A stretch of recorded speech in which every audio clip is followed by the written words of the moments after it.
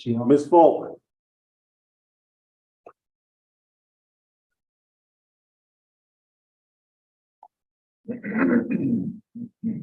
Ms. Falk. Courtroom 2 to Ms. Falk.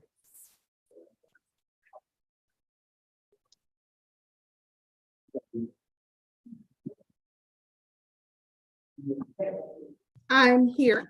Hey, Ms. Falk, we're gonna do, Good afternoon, everyone. Can you hear me? yes, Your Honor, we hear you. Yes, I can hear you, Your Honor. I was just trying to let Ms. Falk know, we're gonna do Mr. Lee first. Ms. Falk, can you hear me? I can, Your Honor. Yes. Can you hear me? Yes, this is Lee.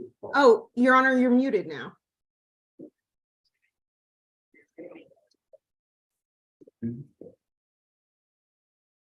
Judge, okay, there you are. You Let were me me. see if I can get on with,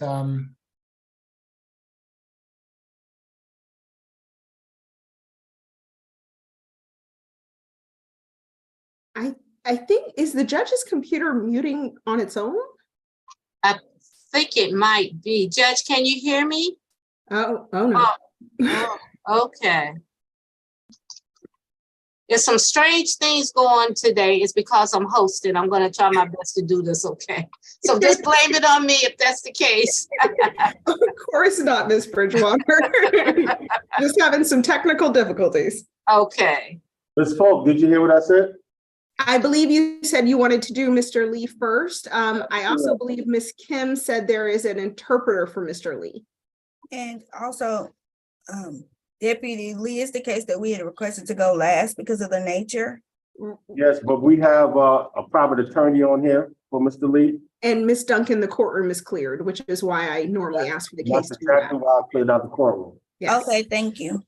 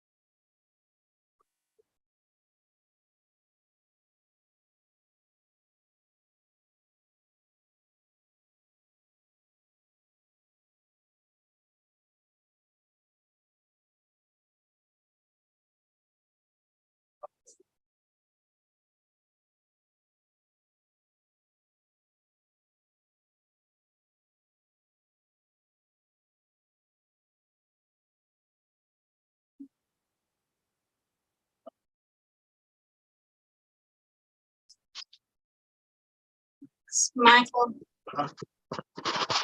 I think the judge may be having technical difficulties.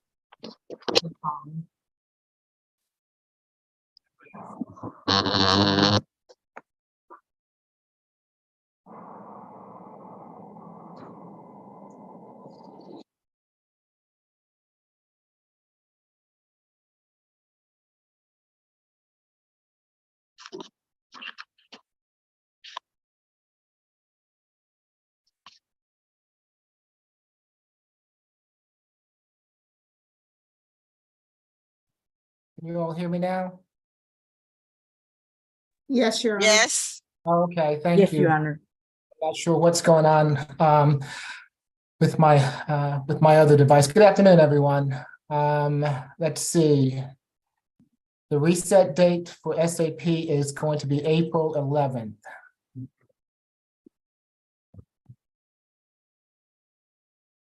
And who do we have first? Good afternoon, courtroom 2. We're gonna have, position number 11, Your Honor, Mr. Healy, Lee. And I know that Ms. Falk requested that this go last, but I understand that this is Mr. Cohen's case. Is that correct, Mr. Cohen? It is, Judge. We're ready whenever the court, Okay. we're ready at the court's pleasure. And Your Honor, if I may, I just wanted to put on the record, the state's request to go last was so that the courtroom would be clear of persons. Sergeant Newton has made sure the courtroom is clear. Okay, very good. Thank you. And this is Mr. Lee, is that correct? Yes, ma'am. Good afternoon, Mr. Lee. I'm Judge Eric Morrow. This is the State Court Expedited Accusation Calendar that we're conducting by video. Do you agree to have your case heard by video? I don't think so. That my English is not He clear. needs an interpreter. I thought it was an interpreter available, Yeah. Your Honor. So the lawyer will be supposed. Okay, Madam Interpreter is on. Good afternoon. Good Madam afternoon, Your Honor. Is Interpreter. it for Spanish? No, Korean. I believe we requested Korean interpreter as well. yeah, we could, yeah. I'll be happy to translate if both parties waive any conflict of interest. I'm fine with that. He's not going to be doing any speaking. I will handle this. Okay. Okay. Okay. Good afternoon, Mr. Lee. I'm Judge Eric Morrow. You have been charged in 23 CR 001824B with one misdemeanor offense. Yes. Okay. Is there a history? Who do we have on from pretrial today? Ms. Roberts, good afternoon. Afternoon. There's no criminal history. This is the first arrest. Okay. Ms. Duncan, good afternoon. Good afternoon, Your Honor. This incident took place at 9855 Nesbitt Ferry Road in Johns Creek on March 25th, 2023. At 4:15 in the afternoon, this defendant did. Hold on, Ms. Kim, are you going to are you going to? Yes, I apologize. I didn't think I was but I'll do that, please. Go ahead, please. Okay. Did you hear what Ms. Duncan said? No, I have not taken a Oh, note. Would you Okay, please repeat? Okay, I'll start over. This incident occurred on March 25th, 2023 at 9855 Nesbitt Ferry Road in Johns Creek. 이 사건은요, 3월 25일 2023년도에 한 9시쯤에 새벽에 잔스크릭에서 있었던 일입니다. This defendant did in fact masturbate in front of the victim in this case in a public area. 공공장소에서 이 피해자 앞에서 자위를 한 걸로 지금 추정이 되고 있습니다.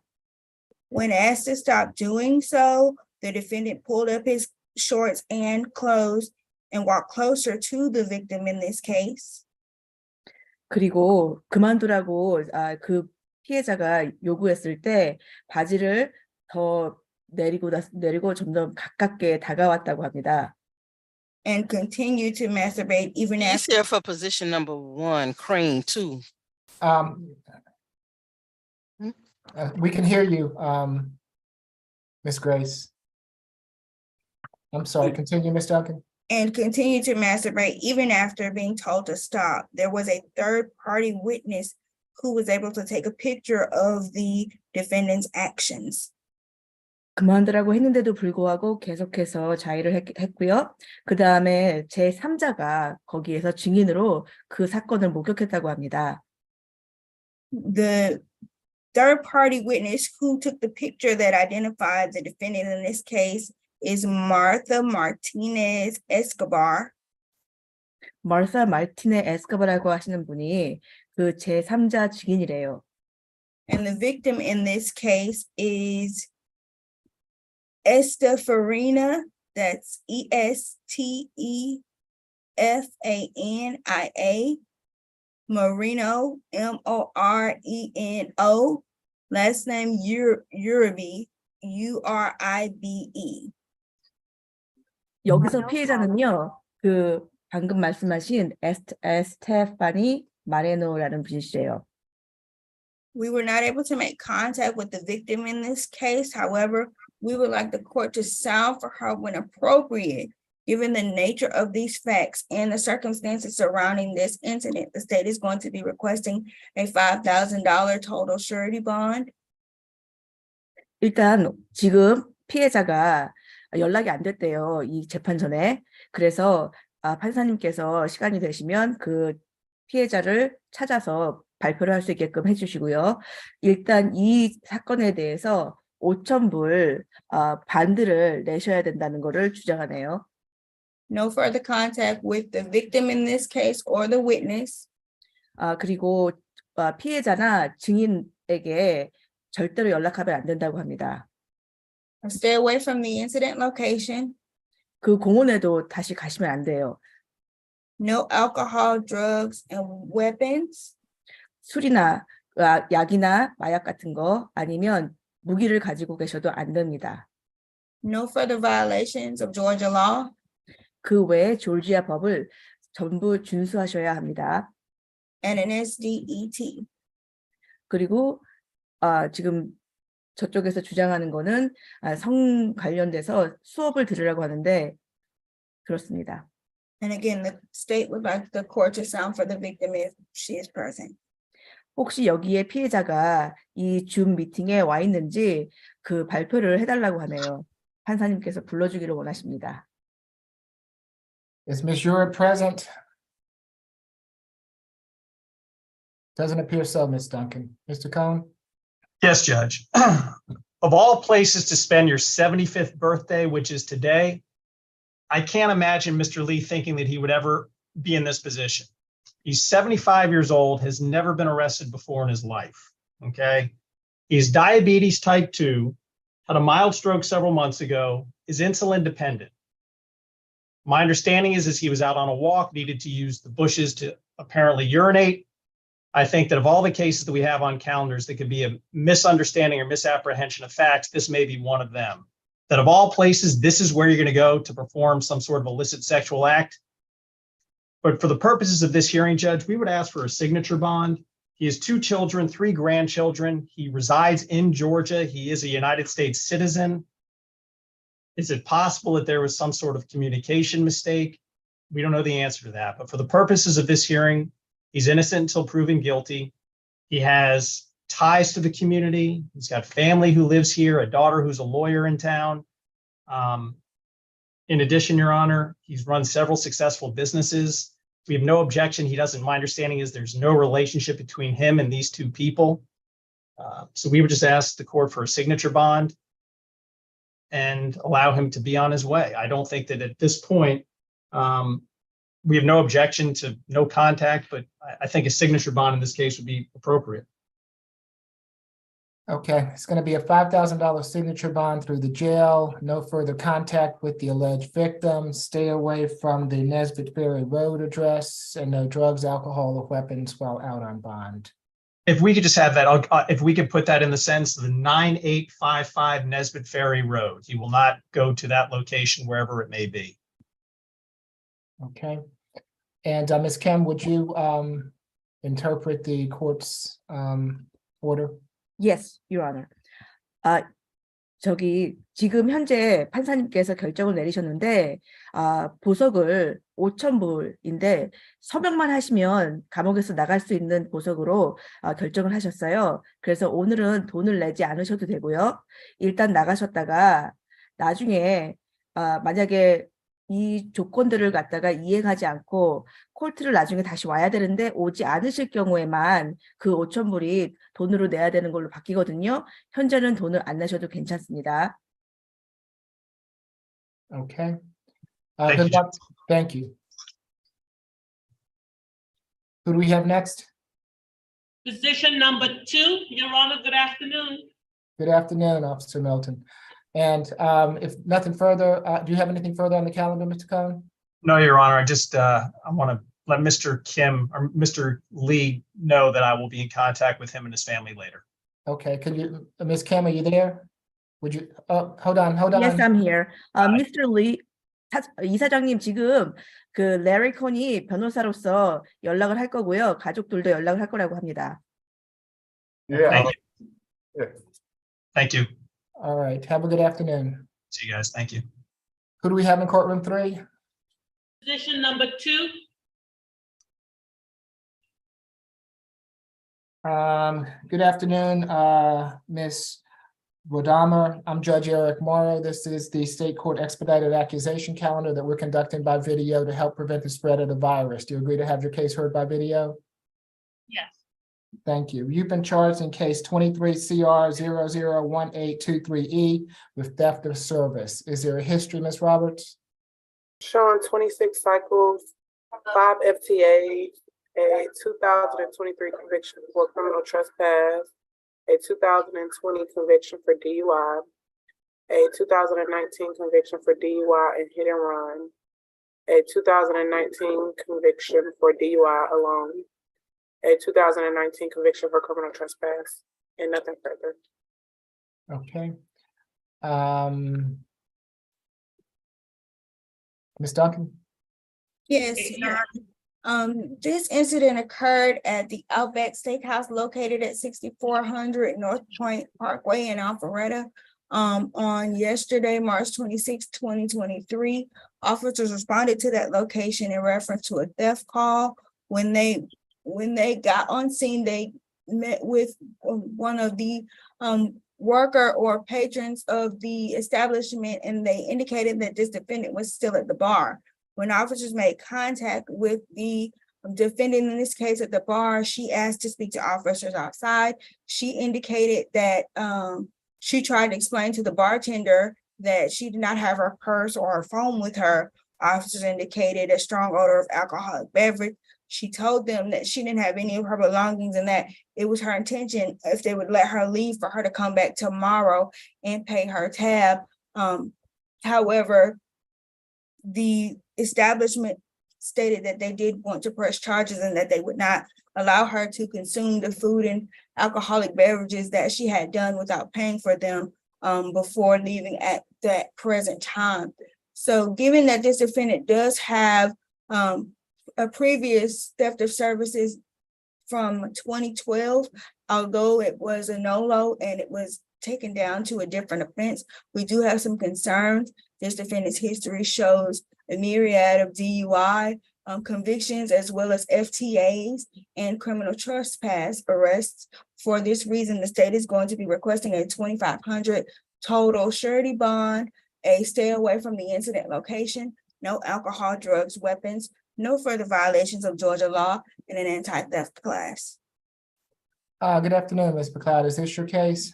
It is, Your Honor. I'm going to give Ms. Bodama a $3,000 signature bond through the jail, and she to stay away from the Outback Steakhouse on North Point Parkway, and no drugs, alcohol, or weapons while out on bond. Does that suit you? That suits me, Your Honor. Thank you. Okay, good luck to you, ma'am. Position 4, Mr. Crane, and we also have his father in the gallery. Okay. Let's see. Good afternoon, Mr. Crane. I'm Judge Eric Morrow. This is the State Court Expedited Accusation Calendar that we're conducting by video. Do you agree to have your case heard by video? I do. Thank you. You've been charged in case 23 CR 001819E with driving under the influence of alcohol, concentration of 0.08 grams or more, driving under the influence of alcohol, less safe, possession of open alcohol container, improper erratic lane change, and operating without lights as required by law. Is there a history? First arrest recommended. Okay, good afternoon, Ms. Falk. Good afternoon, Your Honor. So this incident happened on March 26th, 2023 at 12:03 a.m. Officers observed the defendant driving with no headlights or taillights on Holcomb Bridge Road near Martin's Landing in Roswell. Before conducting the stop, the officer observed the defendant failed to maintain lane and cross over the solid white line. When the officer conducted the traffic stop, he observed the strong odor of alcohol on the defendant's breath, slurring, bloodshot, watery eyes, and a Natty Daddy beer was located in the center console, and 2 additional open alcoholic containers were in the passenger seat. There were also a number of unopened alcoholic containers in the passenger seat as well. The defendant admitted to having 2 beers before a concert that he had attended in Atlanta and 1 drink after the concert. The defendant failed the FST, and then after failing the field sobriety, also admitted to having shot after the concert at the time of the concert, as well as the 2 beers.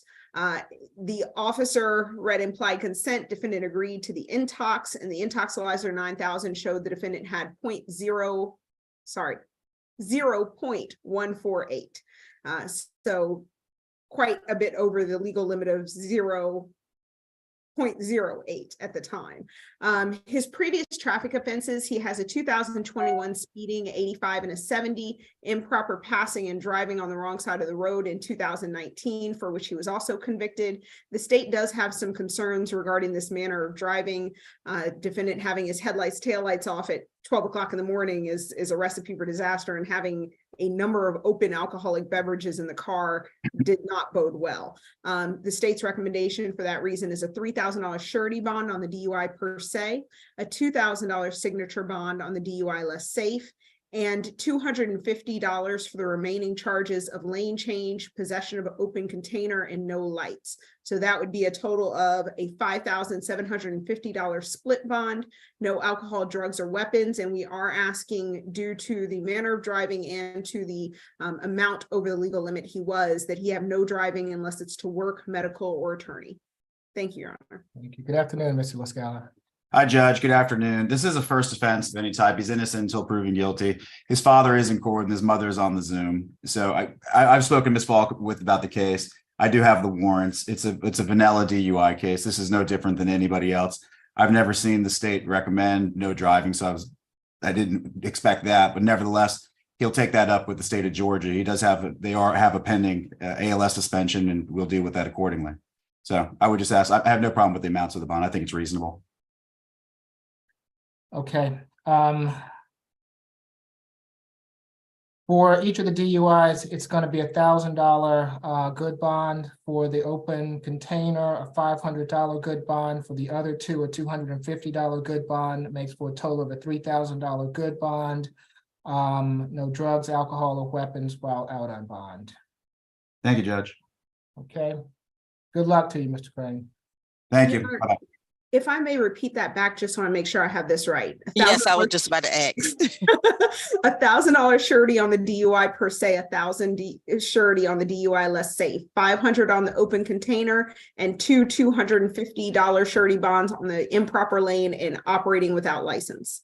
Yes, and that should add up to 3,000. Without right? lights, excuse me. Yes, 3,000. Okay, got it. Thank you, Yes. Your Honor. Okay. All right. Have a good afternoon. Thank you, Judge. Thank you, Ms. Falk. Position 17, Ms. Robinson Durden. Position 13. I'm sorry, 13? position 17. Yes, 17, 17, Your Honor. Okay. Good afternoon, Ms. Robinson. I'm Judge. And is this Arthur Robinson? No, this is Leona in courtroom 3. Okay, 17 I have is Arthur Robinson. Oh,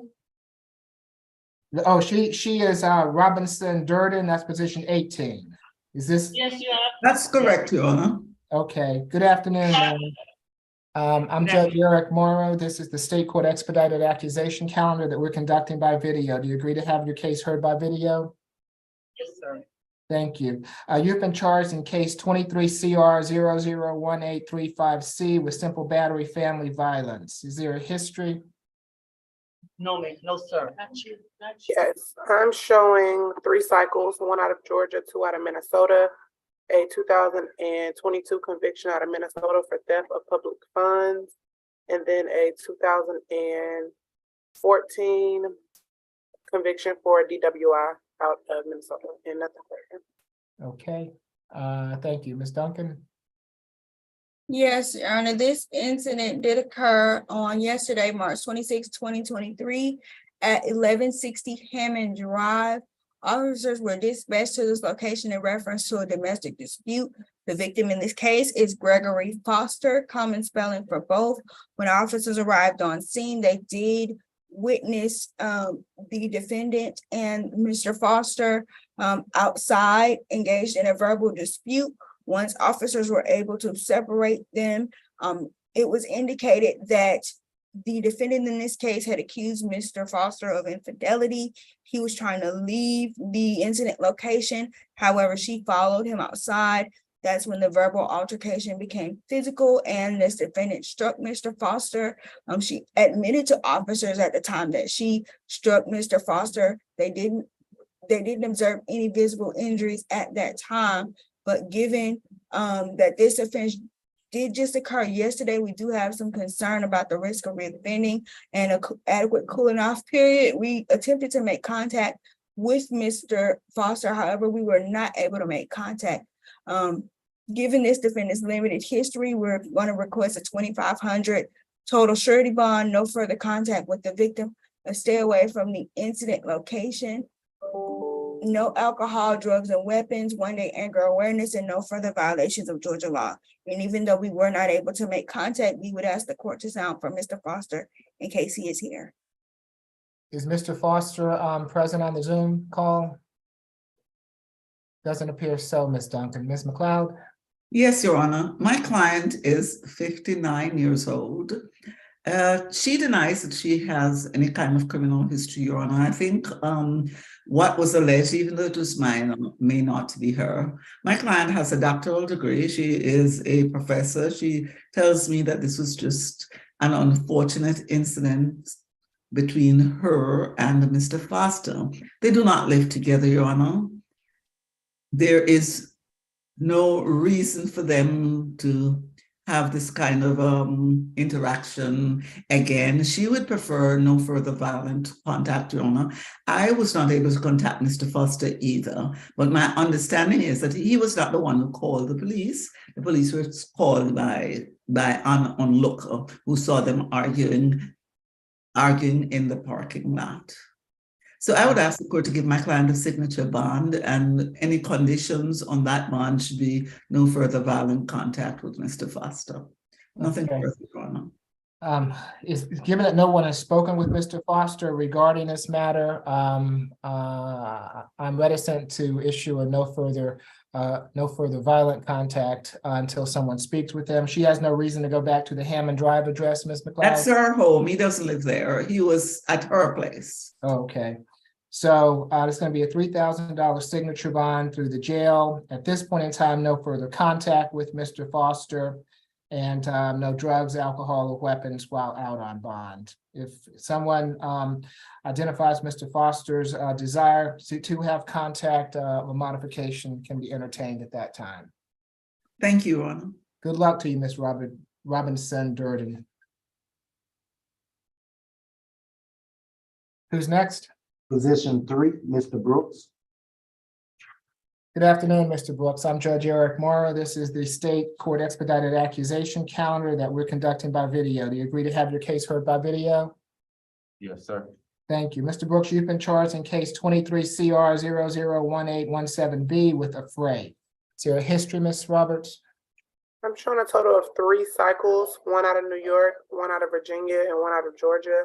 I'm only showing 1 conviction from 2020 out of Georgia for driving while license suspended and knowingly driving on canceled or revoked registration. Okay. It's me, Your Honor. Okay, Ms. Falk, thank you. Didn't realize I wasn't on Zoom yet. We do have a co-defendant in this case, Your Honor. The co-defendant in this matter is Mr. Wright. So we are asking if he could be brought up after Mr. Brooks' case is addressed. That would be quite helpful since the facts are the same on both cases. Okay.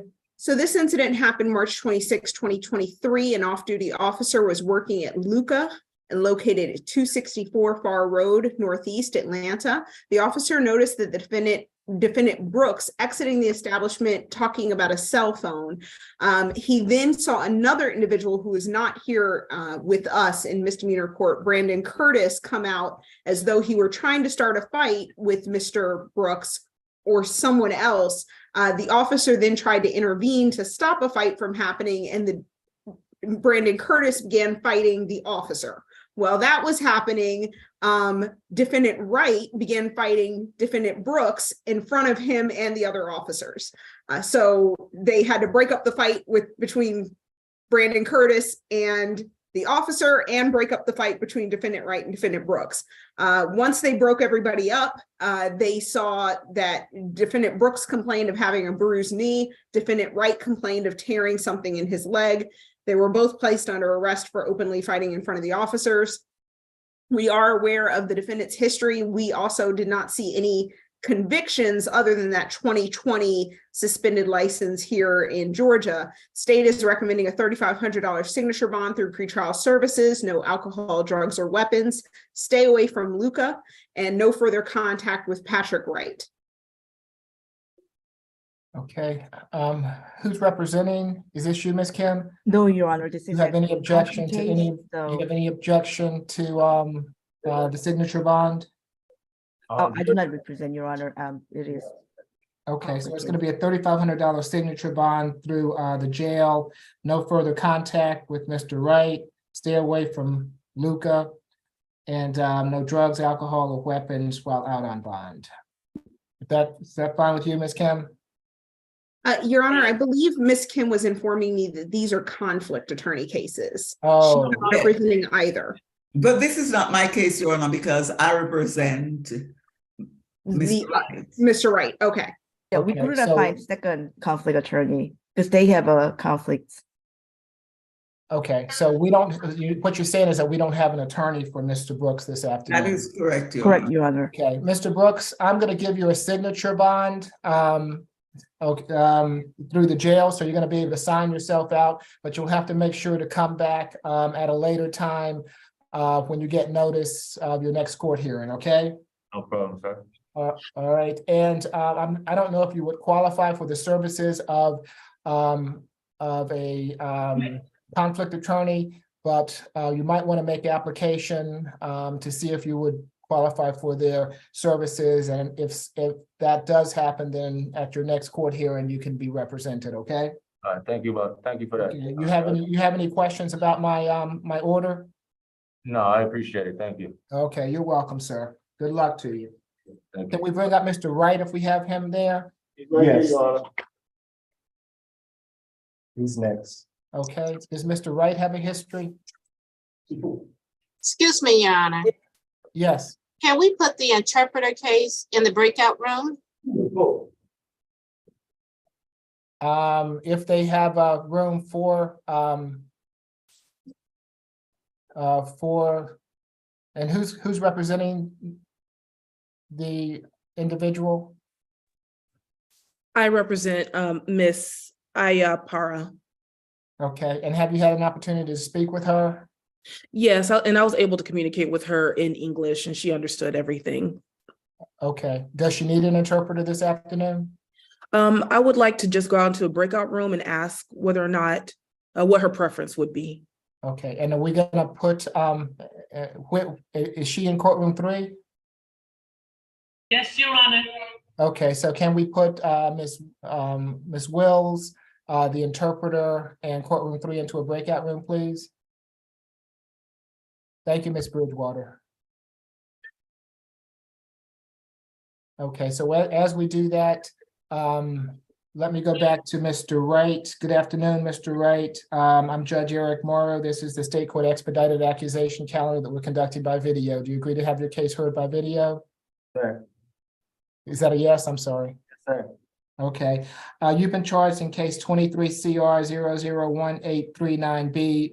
Also with the fray, is there a history, Ms. Roberts? I'm showing 2 cycles out of Michigan, and then a 2015 conviction for dangerous drugs out of Michigan. And nothing. Okay. Is your recommendation going to be the same, Ms. Falk?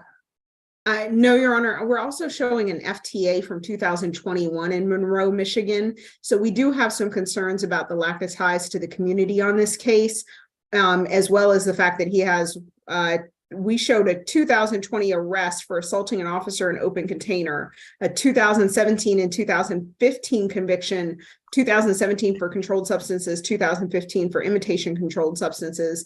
So due to the FTA, the lack of, or at least apparently lack of recent ties, and that 2020 arrest for assaulting an officer in open container, we are recommending a $1,000 surety bond, same conditions as Mr.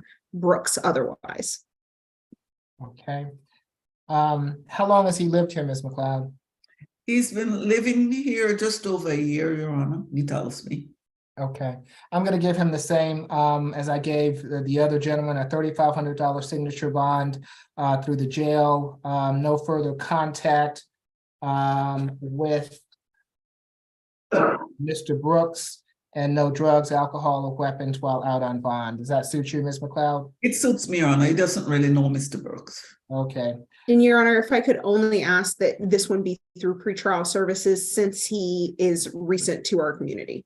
okay, we'll send it through pretrial per the judge. Okay, good luck to you, Mr. Wright. Thank you, sir. You're welcome. Thank you, Your Honor. Your Honor, that concludes my business before the court today. May I be excused? Yes, have a good afternoon. Thank you, Ms. McLeod. You're welcome. Position 6, Mr. Hoffman.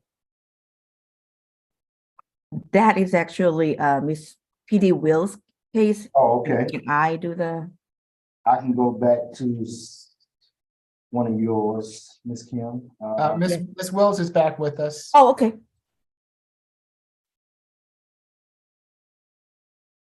Okay. So where do we want to, wherever you all want to go? Position 6, Mr. Hoffman. Okay.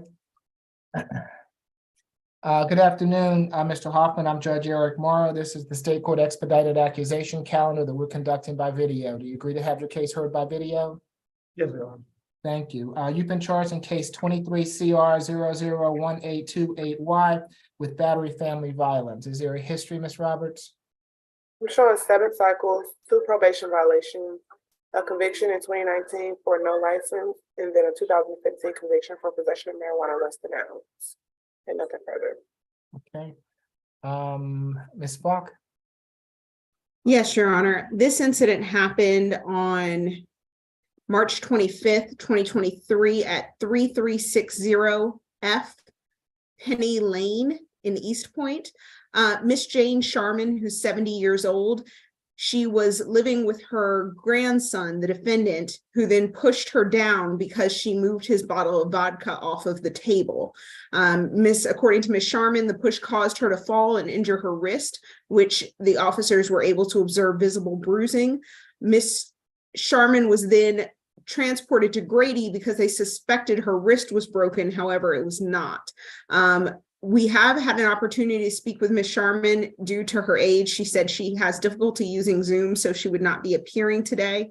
She stated that she is 70 years old, has poor health, and is unable to deal with the defendant. She stated she has been living with he has been living with her for the past 2 years, and the police have been called out approximately 12 times.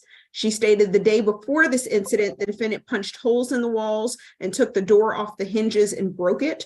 She also stated that the defendant snatched out of her hand, the bottle out of her hand, which caused her to fall. She further stated her wrist is badly bruised, but is not broken. Ms. Sharman concluded by telling our victim advocate that the defendant has a history of violence, that this is the first time he's been physically violent with her, but he has threatened her in the past. She says that he needs some alcohol treatment and he gets like this when he drinks, and she does not want any contact with him, does not want him to return back to the residence, and he will need a one-time law enforcement escort to retrieve his belongings. We would ask that that be for no more than 2 hours. Again, as the pretrial is stated, he has 2 probation violation arrests from 2015 in Gwinnett County. The state is requesting a $5,000 surety bond on this case. Stay away from 3600 F Penny Lane in East Point. No further contact with Jane, common spelling, Sharman, that is SHARMAN. No alcohol, drugs, and weapons. Your Honor, we do have some serious concerns given this Ms. Sharman's age and relative poor health, that this defendant does represent a persistent danger to her. And we are very concerned with this behavior and this escalation of behavior. We are also going to ask for an ADET, given that Ms. Sharman has expressed some serious concerns about alcohol abuse. Ms. Wills? Yes, Your Honor. Mr. Hoffman is 27 years old. As the state stated, he does reside with his grandmother. He is from Georgia. He states that he does have siblings who reside here. If Your Honor would prohibit Mr. Hoffman from returning to his grandmother's home, we would join in that request and ask that he be allowed to have a one-time police escort to go to the home to gather his belongings. And we are requesting no violent contact between Mr. Hoffman and his grandmother, and also $8,000 signature bond. And Your Honor, we would object to the no violent contact. That contradicts what the victim wants. She wants no contact at this point. Okay. It's going to be a $5,000 signature bond through pretrial per the judge. No further contact with Ms. Charmaine. Stay away from the Penny Lane address. He can go back to that address on one occasion with law enforcement to retrieve any belongings that he might have there, and no drugs, alcohol, or weapons while out on bond. Good And luck, would you, Mr. Hoffman. excuse me, Your Honor, would you be inclined to order an ADET or anger management of any kind for this case? Not at this point in time. Yes, Your Honor. Thank you, Ms. Falk.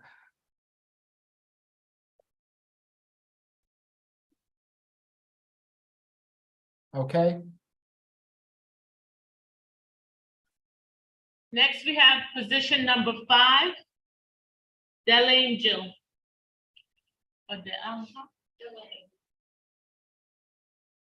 And is this the case where the interpreter was needed?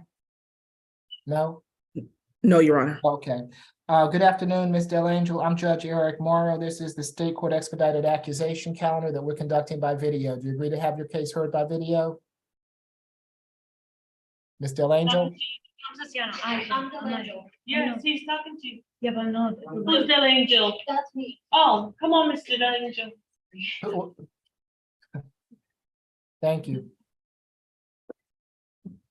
Okay, let me start again. Does Ms. Delangel require this is still not the, no?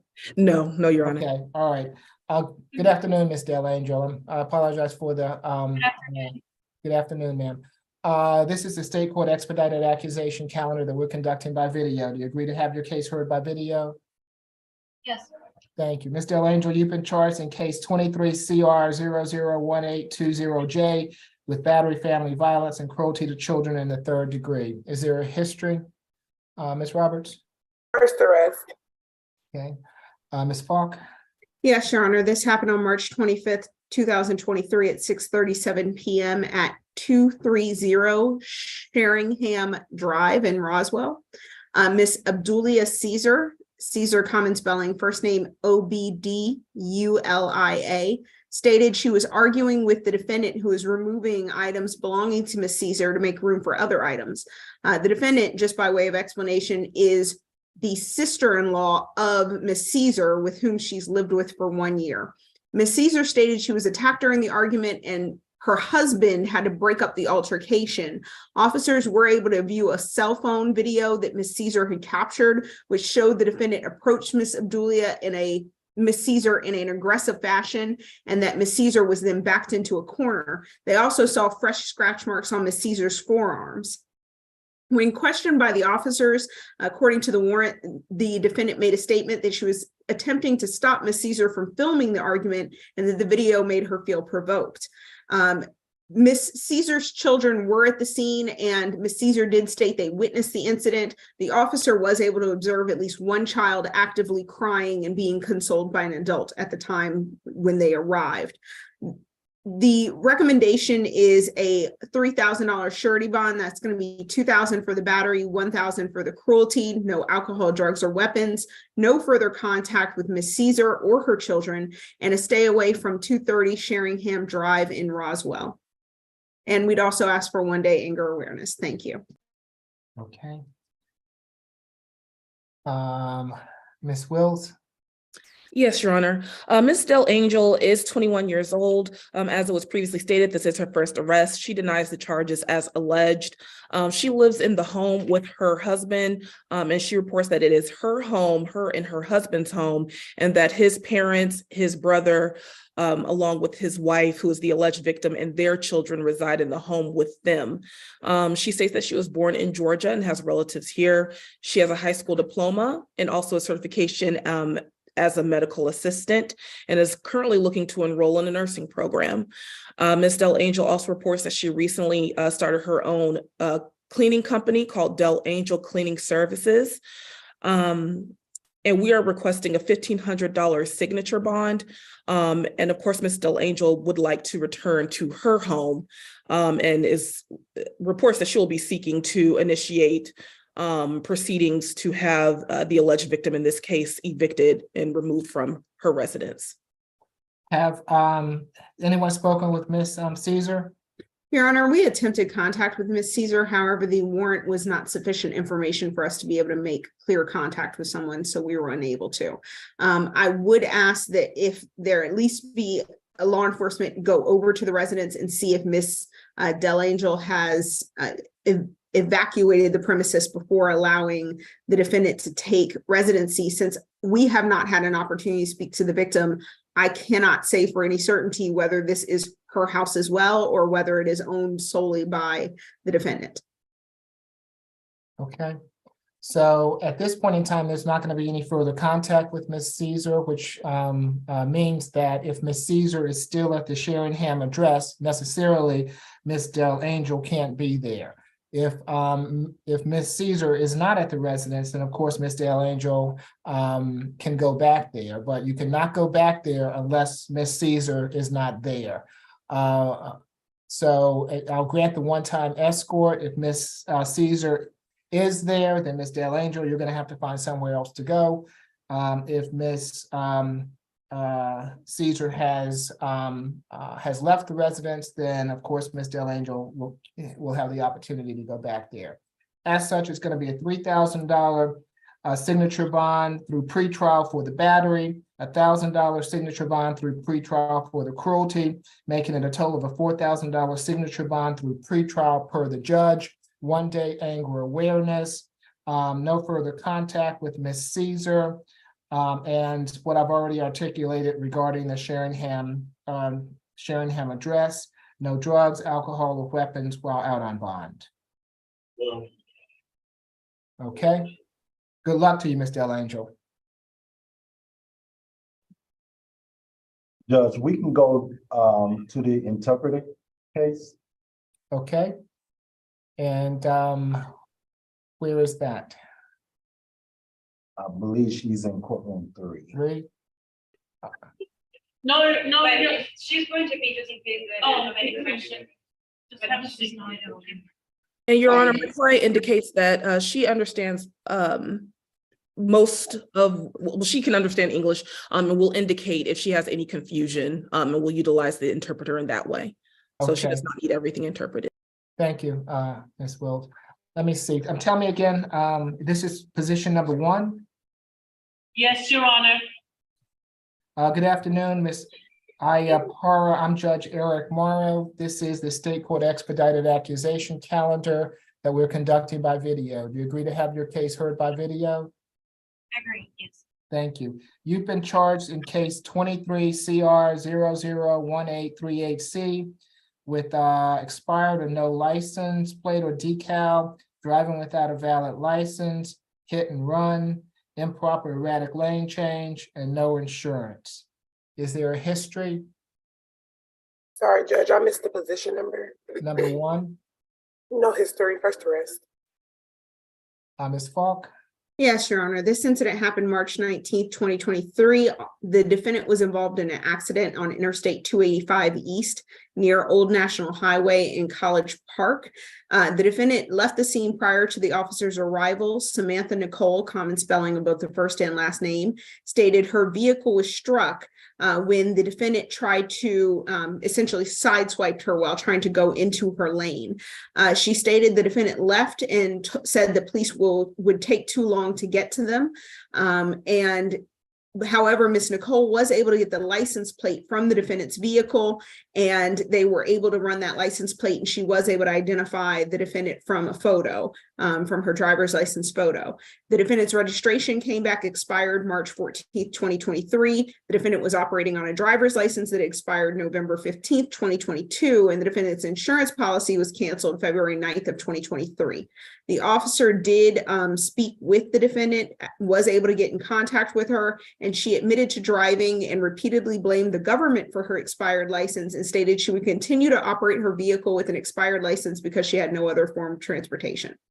The state's recommendation is a $2,000 signature bond on this case, $500 per count through pretrial services. We are also asking that she not drive unless she has a valid license, insurance, and tag, and no alcohol, drugs, or weapons. That's all for the state. So Ms. Falk, but for someone getting her license plate, there would be no way of identifying her. Is that right? That is correct. So she stopped and then she Left. left without leaving any identifying information. That is our understanding from the reading of the crash report, the police report, and the warrants. Okay. And that's why we asked at least it be through pretrial. I understand this is a traffic offense. And had she provided all of that information, she probably would have just gotten citations for no insurance, no license, and no tag. But we do have some concerns being that she did leave the scene. Okay, thank you. Ms. Wills? Yes, Your Honor. My client is 34 years old. She denies the charges as alleged. She states that this accident is was likely caught on film, that she did exchange contact information with the other driver. And then after she left the scene, that driver then called law enforcement unbeknownst to my client. She has lived in Georgia for the past 7 years. She has 2 children, a 5-year-old and a two and a half year old that she takes care of. And so we are requesting a $1,500 signature bond. And Your Honor, my math was off. If it was 500 per count, it's going to be 2,500. Okay, thank you, Ms. Falk. It's going to be a $2,500 signature bond through pretrial, 500 on each count. No drugs, alcohol, or weapons, and no driving without a valid license. Good luck to you, ma'am. Madam Interpreter, thank you so much for being here with us. We appreciate it as always. And Your Honor, if I may request that also be no driving without a valid license, valid tag, or valid insurance, since none of them were valid at the time. Everything, I agree, Ms. Falk, everything has to be valid to be driving a vehicle. ¿Entendió, señora? Sheila. Entendió su sentencia. Ok, gracias. Gracias. Adiós. Adiós. Position 7, Mr. Hollis. Good afternoon, Mr. Hollis. I'm Judge Eric Morrow. This is the State Court Expedited Accusation Calendar that we're conducting by video. Do you agree to have your case heard by video? Yes, Your Honor. Thank you. You've been charged in case 23 CR 001818A with battery family violence. Is there a history? 13 cycles, 1 out of California, 12 out of Georgia. I'm trying 3 open cases, 22 CP, 214-157, that is for theft by shoplifting, 21 CP, 196-634, that is for possession of marijuana with intent to distribute and possession of a firearm during the commission of a felony, 22 SC 183-619, that is for aggravated assault, theft by taking, battery, family violence, cruelty, and reckless conduct. Had a 2019 conviction for giving false name and driving while license suspended or revoked, a 2014 conviction for possession of marijuana less than an ounce, and then a 2013 conviction for driving without a valid license, and nothing further. Okay, Ms. Falk? Yes, Your Honor. This happened December 27th, 2022 at 3390 Stratford Road. Rebecca Patterson, and that is Rebekah, common last name, spelling of Patterson, stated the defendant, who was her live-in boyfriend at the time, physically abused her during a verbal argument. She stated that while they were arguing, she threw a glass at a window and yelled for him to leave. He then pushed her, threw her into walls, and she had a swollen upper lip and also complained of hip pain to the officers. We have had an opportunity to speak with Ms. Patterson, who's on the line today, and we would ask Your Honor to sound for her. She and the defendant are in a relationship. They live together and they share no children. She did confirm the events that happened in the warrant. However, she stated she no longer wishes to proceed. However, state has some really serious concerns here. We've got 3 open cases. We've got that aggravated assault family violence case that also the defendant was charged with theft by taking, battery family violence, cruelty to children in the 3rd degree, and reckless. That case involves Shanna Reagan, who was the mother of his child. He is out currently on a $6,000 surety bond on that case.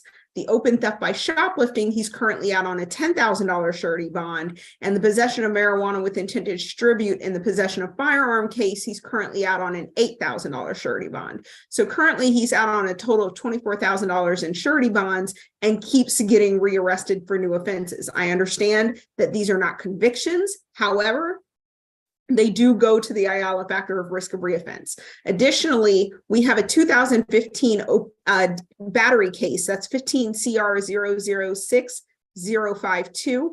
That case is in dead docket status, and the last note was from 2019 that it should have been returned back from pretrial intervention because the defendant failed to successfully complete pretrial intervention. That incident was a family violence battery that involved his brother, Tory Jones. Also, we have that defendant has two 2014 probation violations from Clayton County.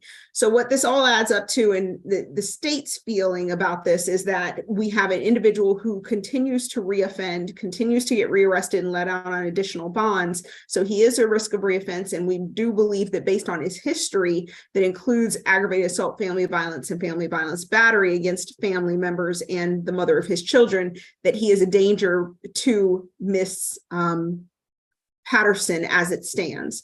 For those reasons, we are asking for a $10,000 surety bond, no further contact with Rebecca Patterson, no alcohol, drugs, or weapons. We are asking for a family violence intervention program and a stay away order from 3390 Stratford Road. And again, we would like to sound for Miss Patterson. Okay, Ms. Wills, would you like for me to hear from Ms. Patterson first, or would you like to present first? I would like to hear from Ms. Patterson first, please. Okay, Ms. Patterson, I saw that you were on the line. If you wish to address the court, and you do not have to, but if you wish to address the court, now is your opportunity to do so. I'll need for you to unmute yourself, activate your camera, and I'll need to swear you in.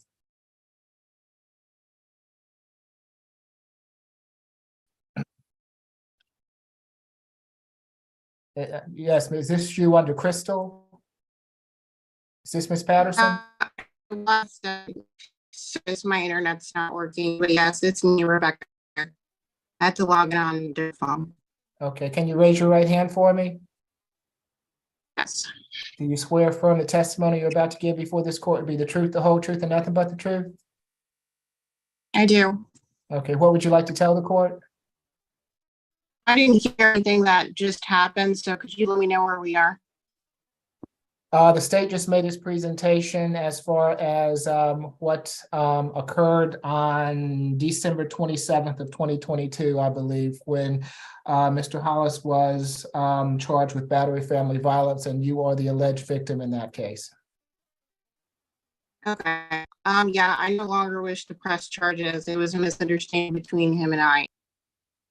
Okay. Are you all still together? Yes.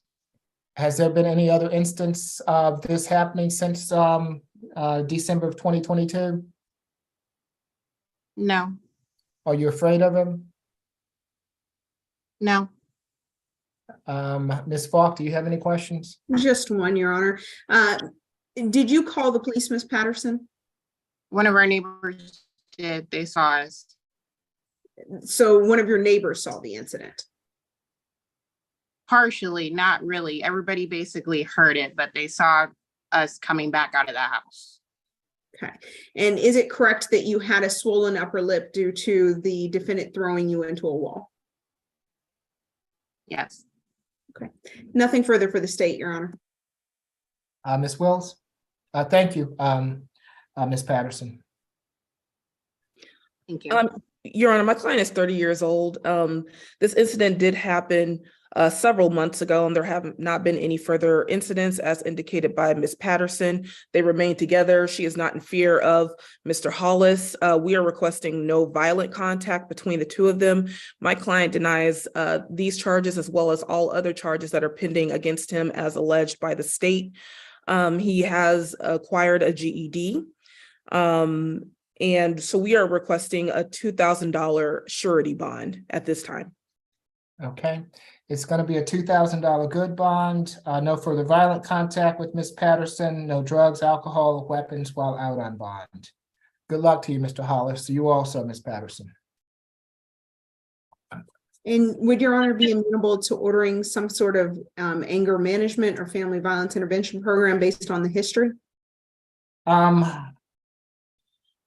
that it's not a signature bond that I'm sending through pretrial, I think that the good bond will ensure that he come back to court, and given the date of this offense, if down the road that will be considered if he wishes to enter into a plea, but not at this time. Thank you, Ms. Falk.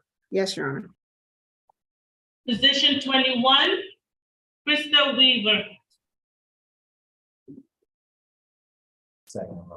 Good afternoon, Ms. Weaver. I'm Judge Eric Morrow. This is the state court expedited accusation calendar that we're conducting by video. Do you agree to have your case heard by video?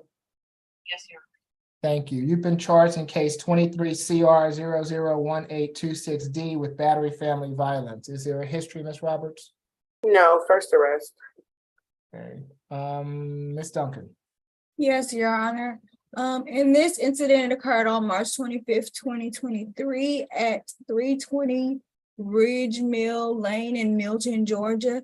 The victim in this case is Julian Leonard. That's Julian, Julian, last name Leonard, Leonard.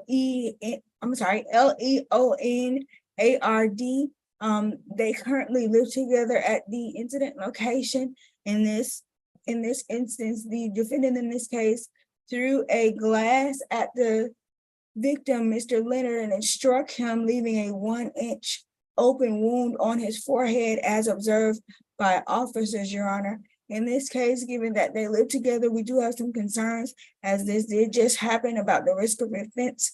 And we have a particular concern for this individual victim's safety. Our office attempted to make contact, however, we were not successful.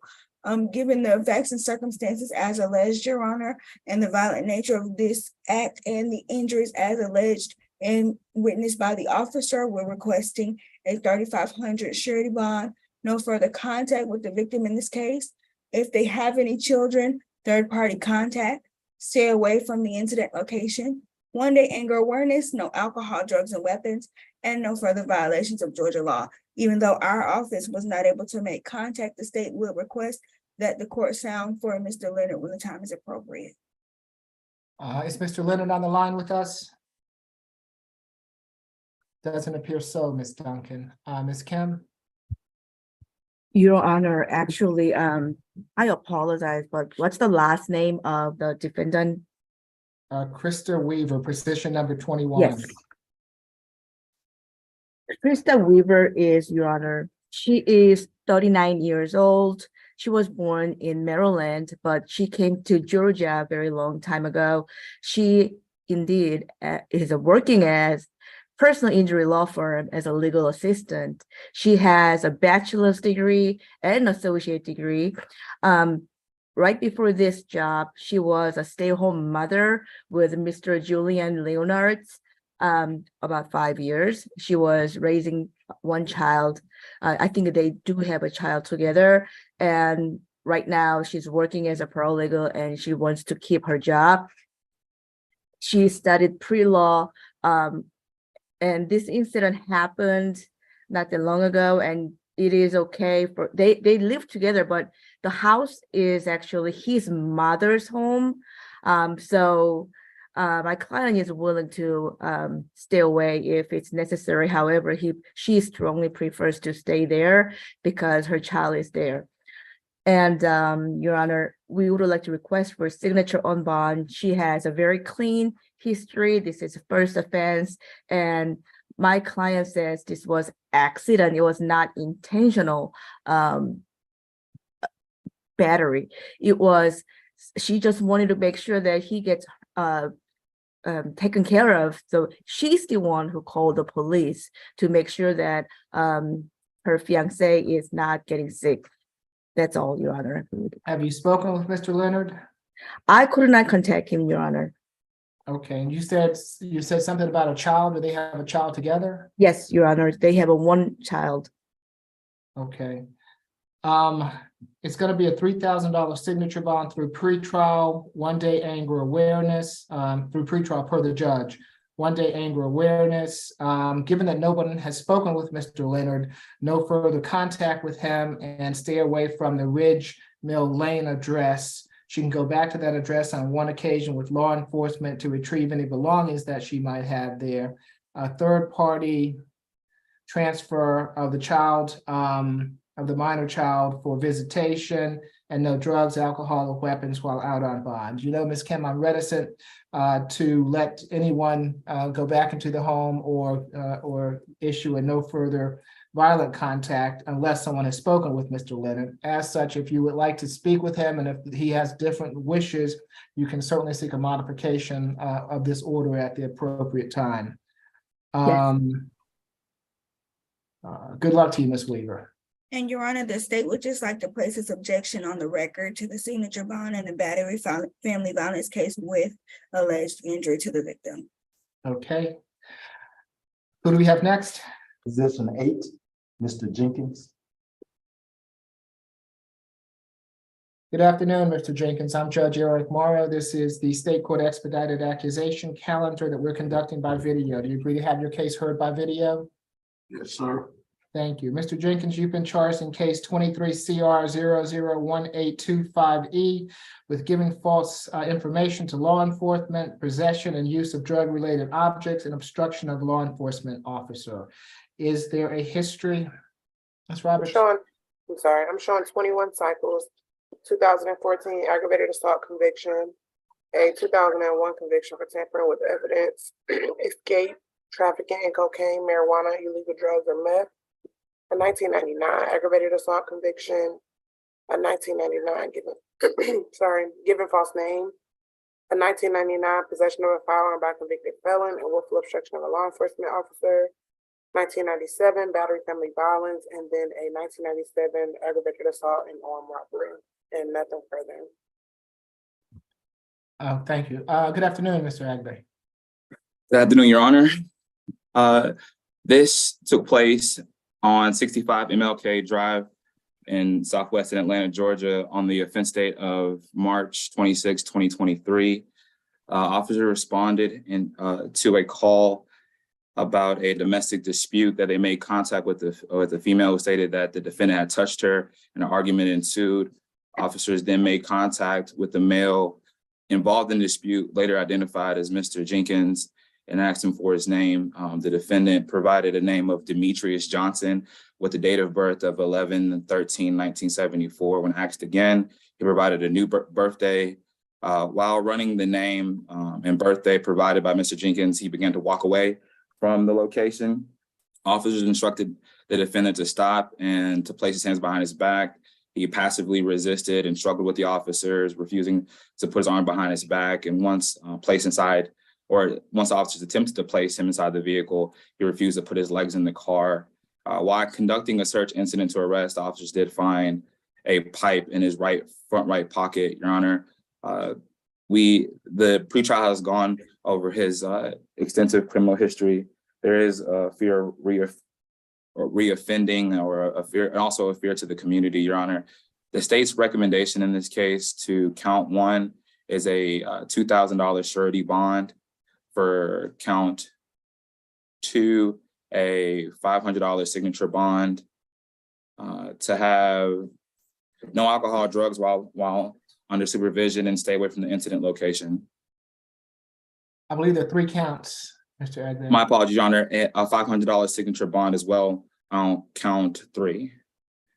So for a total of a $3,000 bond. Okay.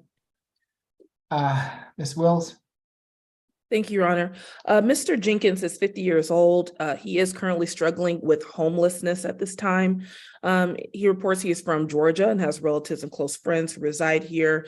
He is currently unemployed, but in the process of applying for Social Security income.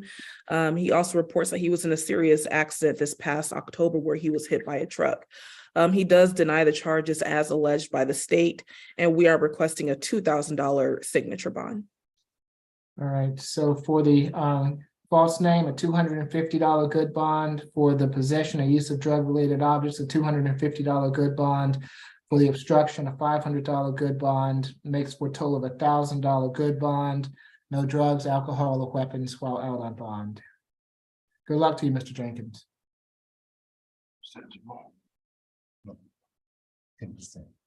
Your Honor, will we be posing a stay away from that incident location? Tell me the location, the 65 MLK Drive. Yes, Your Honor. What location is that? Your Honor, I believe that was a parking lot where he frequents. Okay. And don't go back to the parking lot at 65 MLK Drive. Okay? Anyone has his hand up, Ms. Wills? Yes. Excuse me, sir, can I get a search bond? Cause I got on case I need to handle. Yeah. Mr. Jenkins, if you have any questions, I can give you a call after, okay? Okay. All right, thank you. Right. Position 9, Mr. Johnson.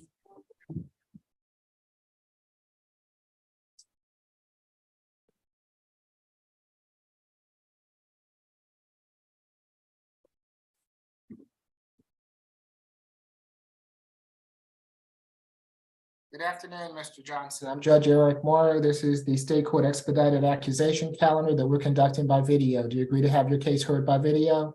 Yes, sir. Thank you. You've been charged in case 23 CR 001829A with lording and prowling and theft by receiving stolen property. Is there a history, Ms. Roberts? Yes, give me one moment, please.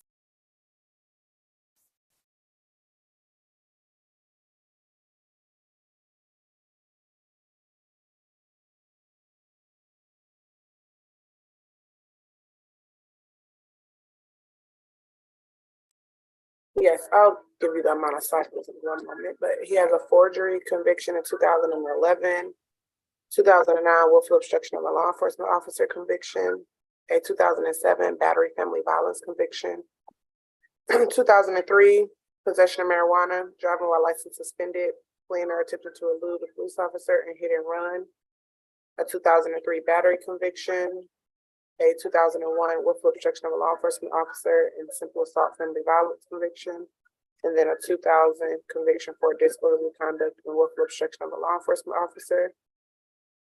And he has forgery convictions in 2014, along with the willful obstruction of a law enforcement officer.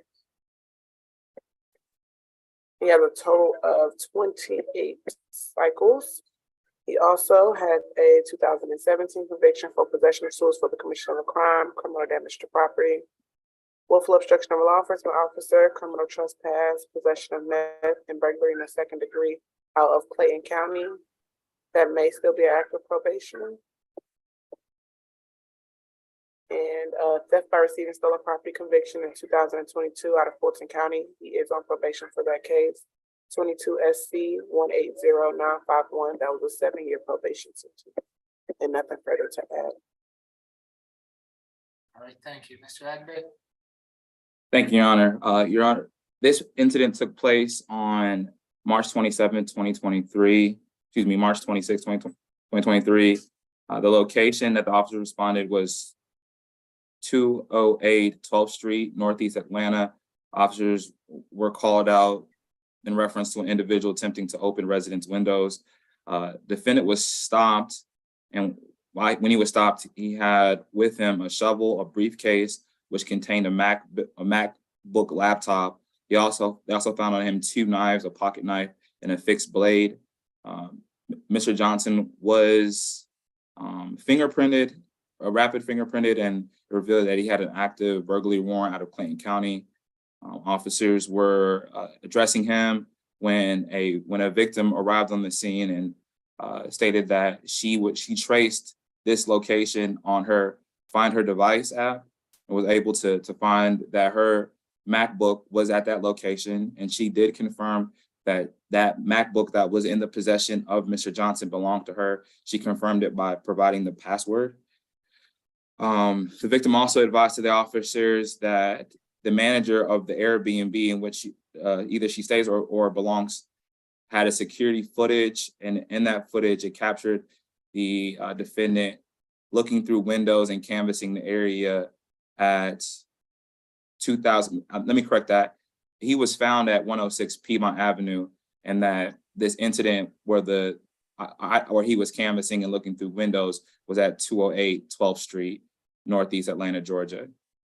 The victim in this case, her name is, I may pronounce it incorrectly, is Cheng Hong Shi. That's spelled Chuheng, first name, last name Shi, SHI. Your Honor, Your Honor, this case has been referred up to the DA's office. We have yet to get a response of whether or not they would be accepting this case. There are some very concerning facts concerning also in light of his history. At this present moment, the state would be recommending on count 1, a $5,000 surety bond. On count 2, a $1,000 surety bond.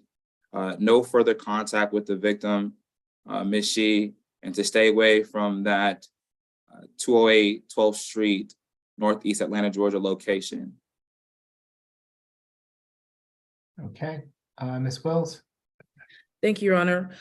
My client is 43 years old. He is struggling with homelessness at this time. He is currently unemployed. He has lived in Georgia for the past couple of years. He does not have any relatives here, but does have close friends. We do not have any objection to no contact with the alleged victim in this case, and we are requesting a $1,500 signature bond as Mr. Johnson does not have a source of income. Thank you. All right, for the loitering and prowling, it's a $500 good bond. For the theft by receiving, a $1,500 good bond, makes for a total of a $2,000 good bond. No further contact with Ms. Shi. Stay away from the 12th Street address, and no drugs, alcohol, or weapons while out on bond. Good luck to you, Mr. Johnson. I'm sorry, Your Honor. What was that bond amount? 500 for the loitering and prowling, 1,500 for the theft by receiving. They're both good bonds. Thank you. Okay. Position 10, Mr. Jones.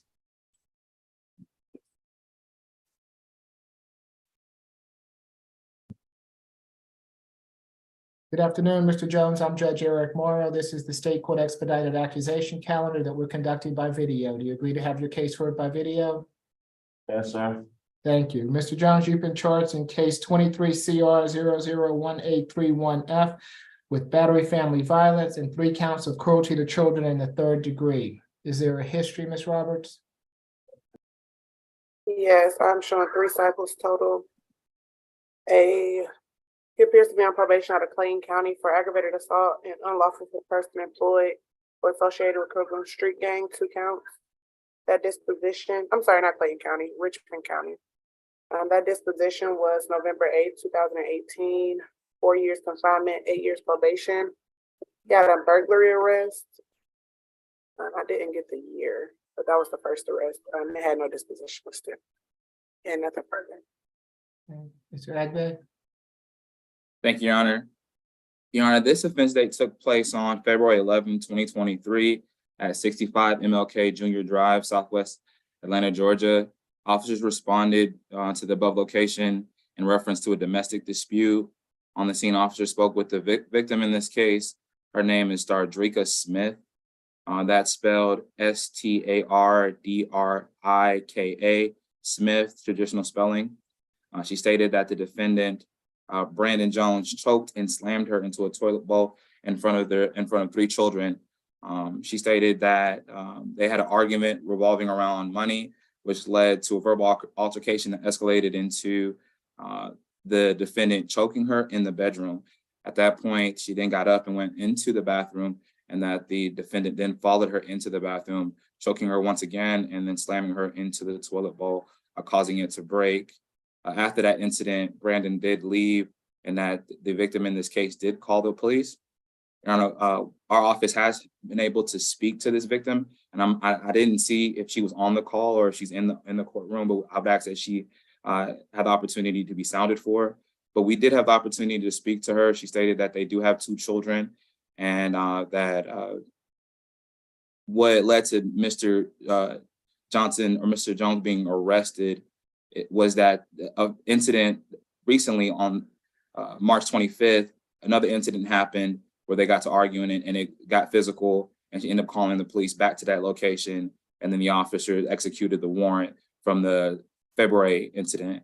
But that she has stated that she would like contact with him, Your Honor, but the state has some major concerns about that we do see escalation.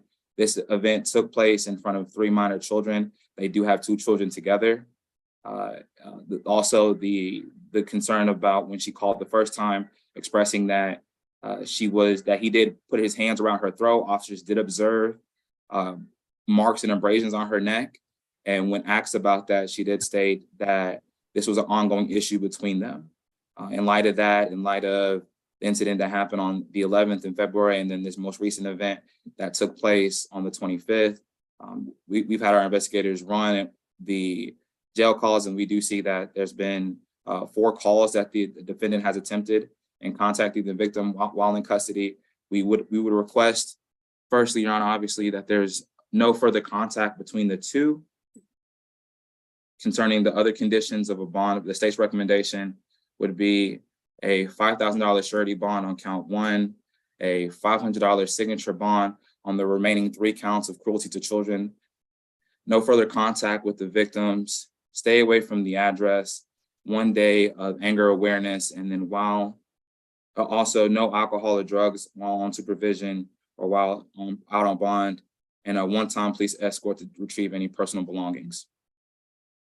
Okay, I do see Ms. Smith on the line. Ms. Wills, would you like to present first, or would you like me to see if Ms. Smith would like to address the court? I would like to hear from Ms. Smith first, Your Honor. Ms. Smith, this is your opportunity to address the court if you choose to. You, of course, don't have to, but if you would like to address the court, I'll need for you to unmute yourself and I'll have to swear you in, okay? Yes, Okay, can you raise your right hand for me? Do you swear affirm the testimony you're about to give before this court will be the truth, the whole truth, and nothing but the truth? I do. Okay, you can put your hand down. Thank you, ma'am. What would you like to tell the court? I would not, okay. When I got a call from, I guess, a detective this morning, and I told her that the officer reported it wrong. He didn't slam me into a toilet. I slammed him into a toilet. This Okay, is hold not. on, hold on, Ms. Smith. Let me just tell you this. You have a right to remain silent. Anything that you say can be used against you, okay? In this matter. So be cognizant of the fact that you have solicitors on the line, and whatever you say can be used against you. Okay, with that in mind, what would you like to tell the court? This is not an ongoing matter. This is not an ongoing matter. We currently together. This doesn't happen. This not an ongoing thing. It doesn't always happen. I do not want to proceed the charges against him. Okay, you say this doesn't always happen. It sounds like that this sometimes happens though. Not necessarily, not really. Well, either it really does or it really doesn't. So has it happened before? No, besides the time I called, which is February 11th and March the 25th. Okay, so just those 2 times? Yes. Okay, and are you afraid of him? No, sir. And do you have children with him? Yes, sir. All right, anything further, Ms. Smith? No. Okay, thank you, ma'am. Ms. Wills? Thank you, Your Honor. Mr. Jones is 22 years old. He does deny the charges as alleged. As we heard from Ms. Smith, she states that she may have been the aggressor in this incident. There have not been any further incidents since February other than the March 25th incident. However, no charges were brought at that time. Mr. Jones indicates that he lives with his mother, stepfather, sister, and brother. And he would also like to request no violent contact with Ms. Smith, as they do have 2 children together, and we're requesting a $3,000 signature bond. Okay. Your Honor. Yes, Mr. Agbe. And I don't know that you addressed the victim. I would also like to ask her just a few questions before we proceed to. Go ahead, Ms. Smith, if you'll unmute yourself for the court, please. Yes. Thank you. Good afternoon, Ms. Smith. Good afternoon. Back February 11th, 2023, did you call the police? Yes. And in that situation, did Mr. Jones put his hands on you? Yes. And then on the 25th, did you call the police again? Yes. And was your desire for him to get out of the house? Yes. Was it because you guys were having an argument, altercation? Yes. That's all I have, Your Honor. Okay. For the battery, it's going to be a $1,500 good bond. For each of the cruelty to children in the third degree, it'll be a $500 good bond, making for a total of a $3,000 good bond. No further violent contact with Ms. Smith and no drugs, alcohol, or weapons while out on bond. Good luck to you, Ms. Smith and Mr. Jones. Who do we have next? Position 12, Mr. Lewis. Good afternoon, Mr. Lewis. I'm Judge Eric Morrow. This is the State Court Expedited Accusation Calendar that we're conducting by video. Do you agree to have your case heard by video? Yes, Your Honor. Thank you. Mr. Lewis, you've been charged in case 23 CR 001832J with theft by taking. Is there a history, Ms. Roberts? 11 cycles, a 2004 conviction for possession of a controlled substance, a 95 conviction for theft by receiving stolen property, 89 conviction for dangerous drugs and possession of a stun gun, and then a burglary conviction in 1988. Nothing further. So nothing since 2005? Let me double check as far as arrest, but 2004 was the last conviction. Okay, thank you. Mr. Agbe? Thank you, Your Honor. This offense took place on March 24th, 2023 at the 689 Cascade Avenue Southwest in Atlanta, Georgia. Your Honor, the officers responded to a dispute. Their officers made contact with the victim in this case. Her name is DeAndrea, that's spelled DeAndrea. Last name Moore, Moore. She stated that she was at that location selling cologne, and that's when she realized that her purse was missing. That the defendant in this case, Sammy Lewis, had approached her and was having a discussion with her, and was basically distracting her while he signaled to another person to go into the victim's car and steal her purse. There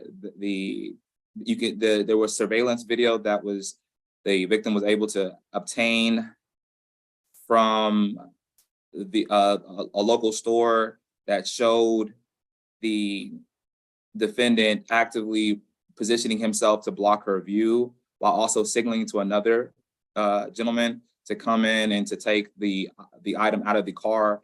It was captured on surveillance video. Officers and the people in that area are familiar with Mr. Lewis. My record shows that there is a 2013 possession of a firearm that was time expired. We don't have a dispo on that one, Your Honor, but we have that arrest, and we've gone over the criminal history. Your Honor, the state's recommendation in this case is on the count of the theft by taking as a $2,000 surety bond, no contact with the victim, that is Miss Moore, and to stay away from the incident location. Apparently, they're familiar with him at that location. Okay. Ms. Wills? Thank you, Your Honor. Mr. Lewis is 55 years old. As it was stated, he has not had any convictions for almost 20 years and no arrests for 10. He denies the allegations as alleged by the state. And also, we are curious to know where the co-defendant is that was implicated in this crime or offense as alleged. Mr. Lewis indicates that he is employed by eCleanBro, which is a food delivery service, and he has worked there for approximately 1 year. He lives at home with his son, daughter, wife, and grandchild. We do not have any objection to no contact with the alleged victim in this case, and we are requesting a $1,000 signature bond. All right, it's going to be a $2,000 signature bond through the jail. No further contact with Ms. Moore. Stay away from the Cascade Avenue address. No drugs, alcohol, or weapons while out on bond. Good luck to you, Mr. Lewis. Your Honor, I apologize. Can I please have that once again?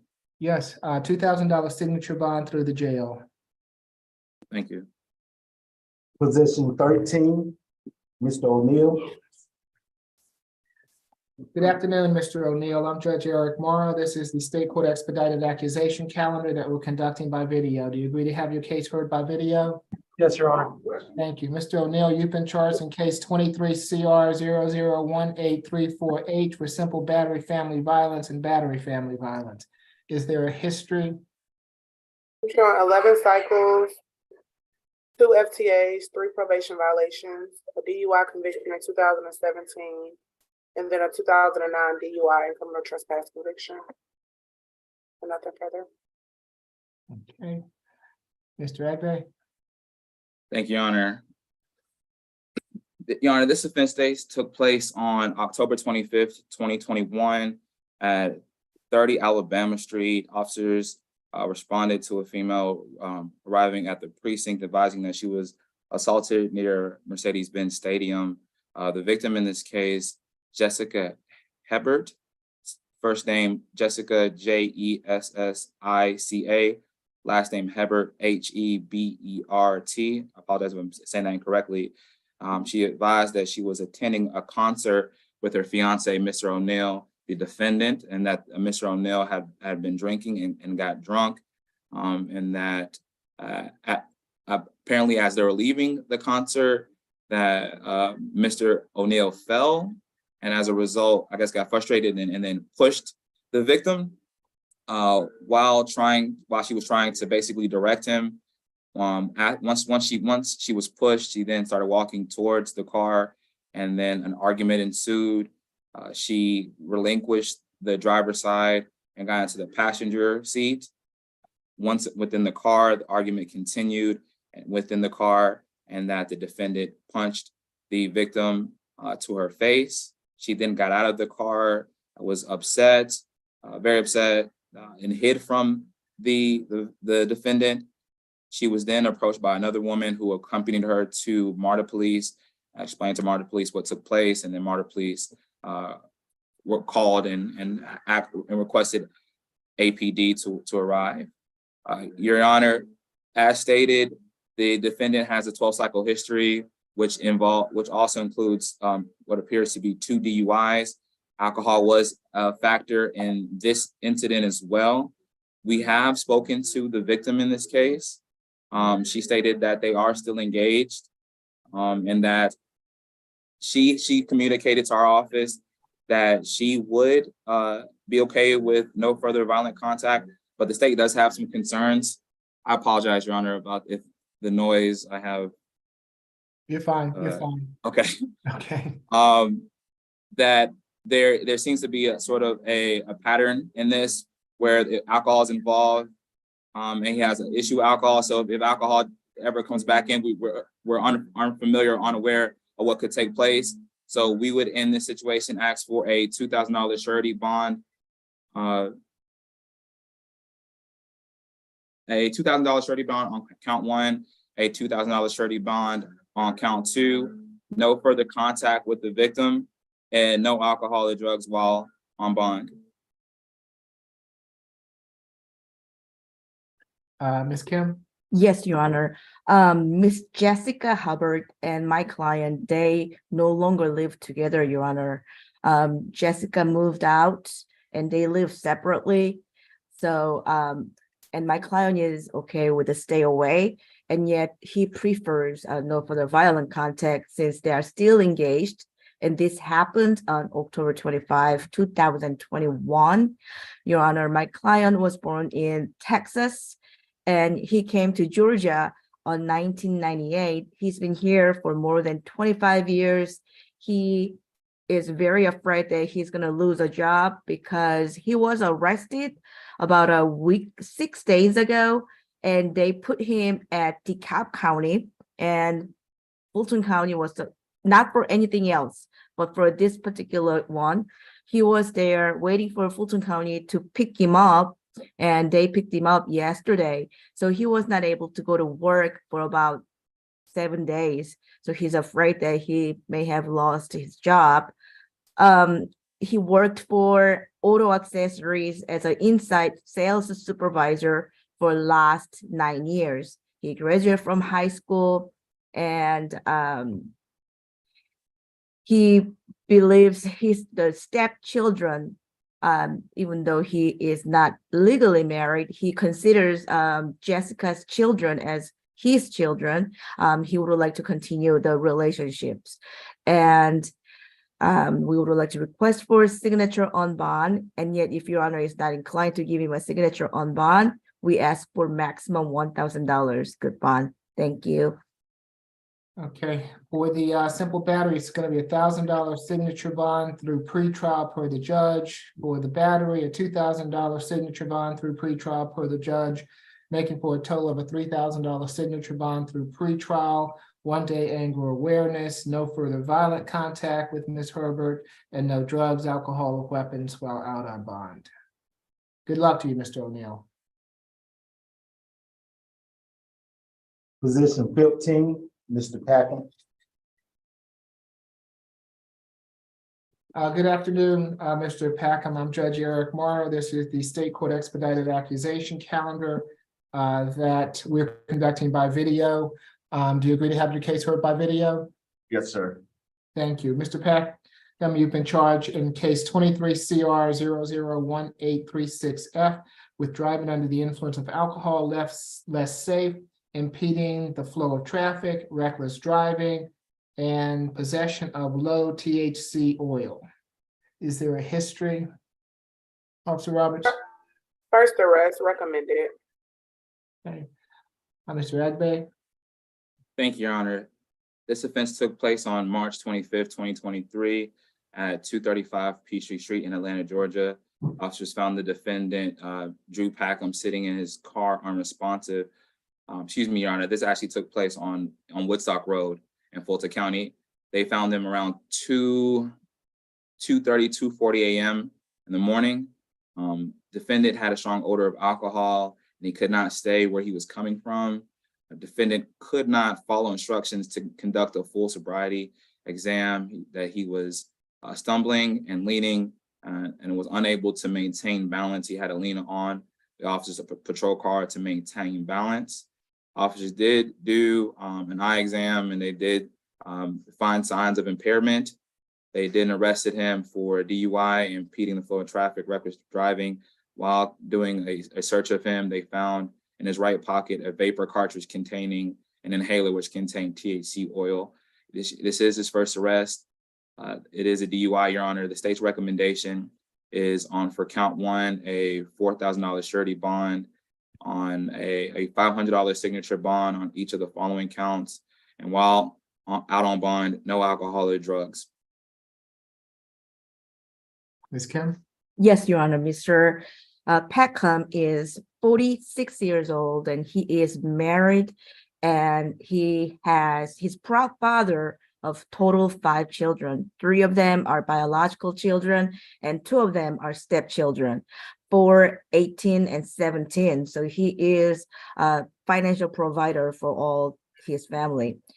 He has been working at Warner Bros. Discovery as a web producer for the last 20 years. He has a bachelor's degree, and this is first offense. So we would like to request for a signature on bond. If Your Honor is not inclined to give him a signature on bond, we would like to request for maximum $1,000 good bond, and the remaining $500 signature on bond through jail. Total split, probably $2,500 split bond, Your Honor. Thanks. Okay, for the DUI, it's going to be a $1,500 good bond. For the impeding the traffic flow, a $250 good bond. Reckless driving, a $500 good bond. Possession of low THC oil, a $250 good bond, making for a total of a $2,500 good bond. No drugs, alcohol, or weapons while out on bond. Good luck to you, Mr. Packham. Thank you.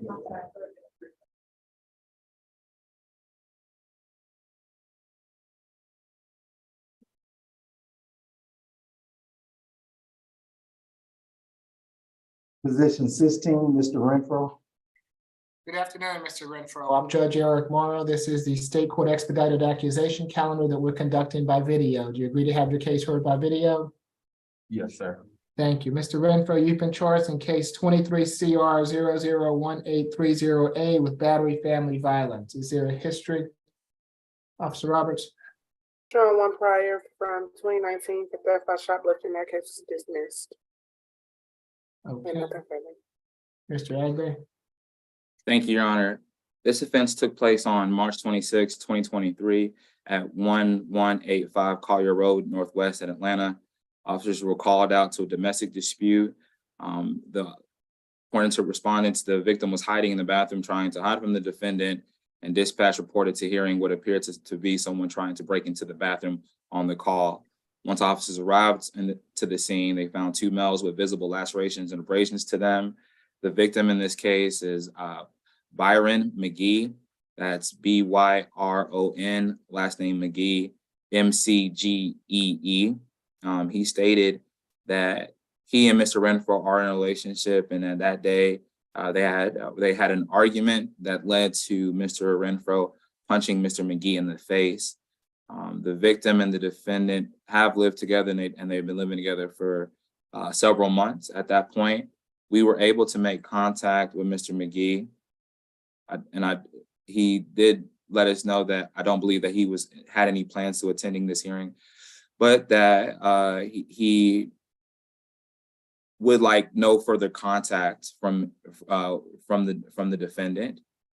Your Honor, the state's recommendation in this case is a $3,000 surety bond to stay away from the location, that Collier Road location, and to have no further contact with the victim and no alcohol or drugs while out on bond. Okay, Ms. Kim? Yes, Your Honor. Mr. Renfro is 26 years old. He was born and raised here in Georgia. And they were roommates, but they were not in any relationship. We just wanted to clarify that part. And they don't want to be roommates anymore. My client is okay. He has no objection to stay away or no further contact with Mr. Byron McGee. Mr. Renfro he has two jobs. He works as a server at restaurants, and during the daytime, he works at Kaiser Permanente Hospital. He is a pharmacist technician. He's been working on those two jobs for the last 8 months. He has 2 years of college, and he does not have any other conviction or whatsoever. We would like to request for signature on bond and stay away and no further contact. Thanks. Does he need a one-time escort to the Collier Road address, Ms. Kim? Yes, Your Honor. Okay, it's going to be a $3,000 signature bond through the jail. No further contact with Mr. McGee. Stay away from the Collier Road address. He can go back to that address on one occasion with law enforcement to retrieve any belongings that he might have there. No drugs, alcohol, or weapons while out on bond. Good luck to you, Mr. Renfro. He has a question, Ms. Kim? I'll be happy to explain or answer the questions. So, Thank you. thank you. Position 17, Mr. Robinson.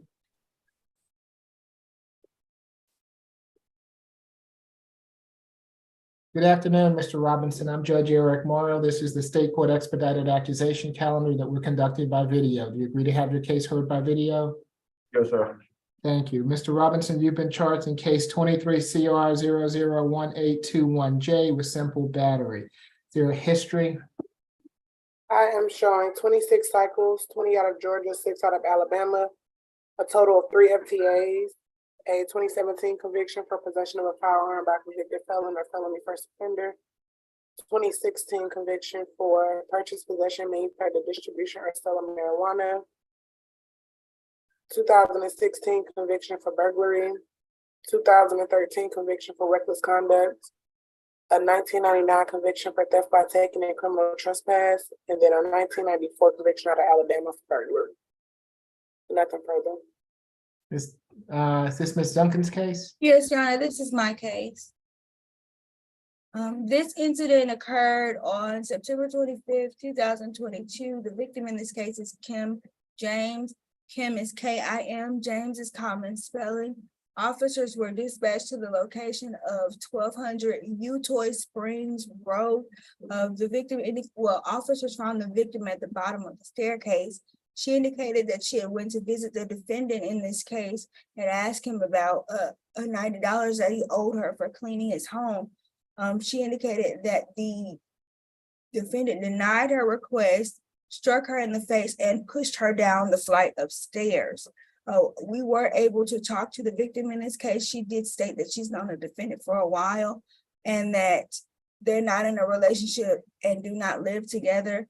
She stated that she was just cleaning his house and was waiting to get paid for it, but he did not pay her, and he didn't, in fact, assault her because she asked for that money. She did not want to prosecute. However, we do have some concerns in this case, given that he pushed her down a flight of stairs. For that reason, we have concerns about the particular danger to this individual victim. We also have concern about this defendant's flight risk, given that I saw 2 counts of FTA in 2017, as well as probation violations in 2017 and 2018 and 2019 from this particular defendant. And we do have some concerns about his likelihood to respond positively to the legal process. He does have somewhat of a lengthy criminal history in Georgia and is a convicted felon. This case is currently set at a $5,000 total surety bond. The state is amenable to reducing that to a $3,000 total surety bond with no further contact with the victim in this case, Kim James, 1-day anger awareness, no alcohol, drugs, and weapons, and no further violations of Georgia law. Ms. Kim did indicate that she would not be on the Zoom today. However, we would like the court to sound for her just in case her mind has changed and she's here. Ms. James, are you with us? Doesn't appear so, Ms. Duncan. Ms. Kim? Yes, Mr. Robinson is 52 years old. He's been here in Georgia for more than 20 years, and this is his hometown now. Your Honor, he has not been employed for a while because of his disability. He has been disabled from 2013, so he is actually living with a Social Security income. So he is qualified for public defender services, and our office will continuously represent him even after this bond hearing. Your Honor, my client has no objection to Kim James, no further contact with her, and because he does not really know her. She's kind of like an old friend. There's no relationship. There's nothing special. So we have no objection to no further contact. We would like to request for a signature on bond. And yet, if Your Honor is not inclined to give him a signature on bond because of other criminal histories, we would like to request for maximum $1,000 good bond. Thank you. And I believe his brother, Mr. Charles Fowler, is here to support him.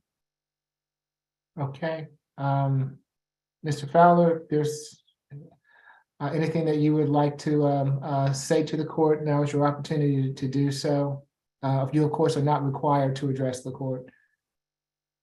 You're on mute.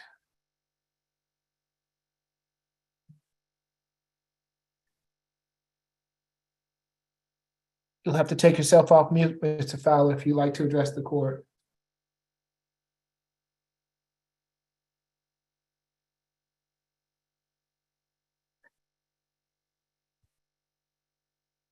It looks like, Mr. Fowler, you're having a bit of difficulty. I am going to give, regardless, Mr. Robinson a signature bond through the jail. It's going to be a $5,000 signature bond through the jail.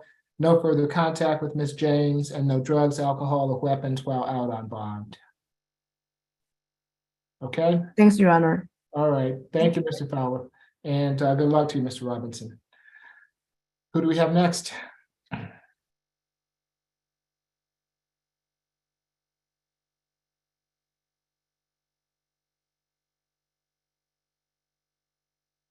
You're on mute, courtroom too.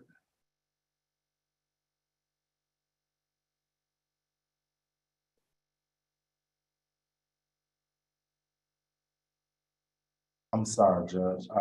Position 19, Mr. Smith. Okay, good afternoon, Mr. Smith. I'm Judge Eric Morrow. This is the State Court Expedited Accusation calendar that we're conducting by video. Do you agree to have your case heard by video? Yes, Your Honor. Thank you. Mr. Smith, you've been charged in case 23 CR 001833G with hit and run. Is there a history?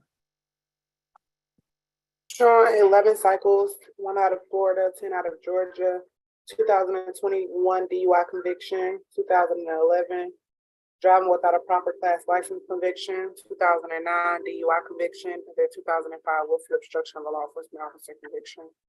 Nothing further. Ms. Duncan? Yes, Your Honor. In addition to that, I did see a 2007 DUI conviction, and this defendant also has an open case in Superior Court, 21 CP 204812. This defendant is currently out on an $81,000 surety bond on that case from 2021. Those charges are not related to the nature of these, but they are of an aggravated nature. For the court's reference.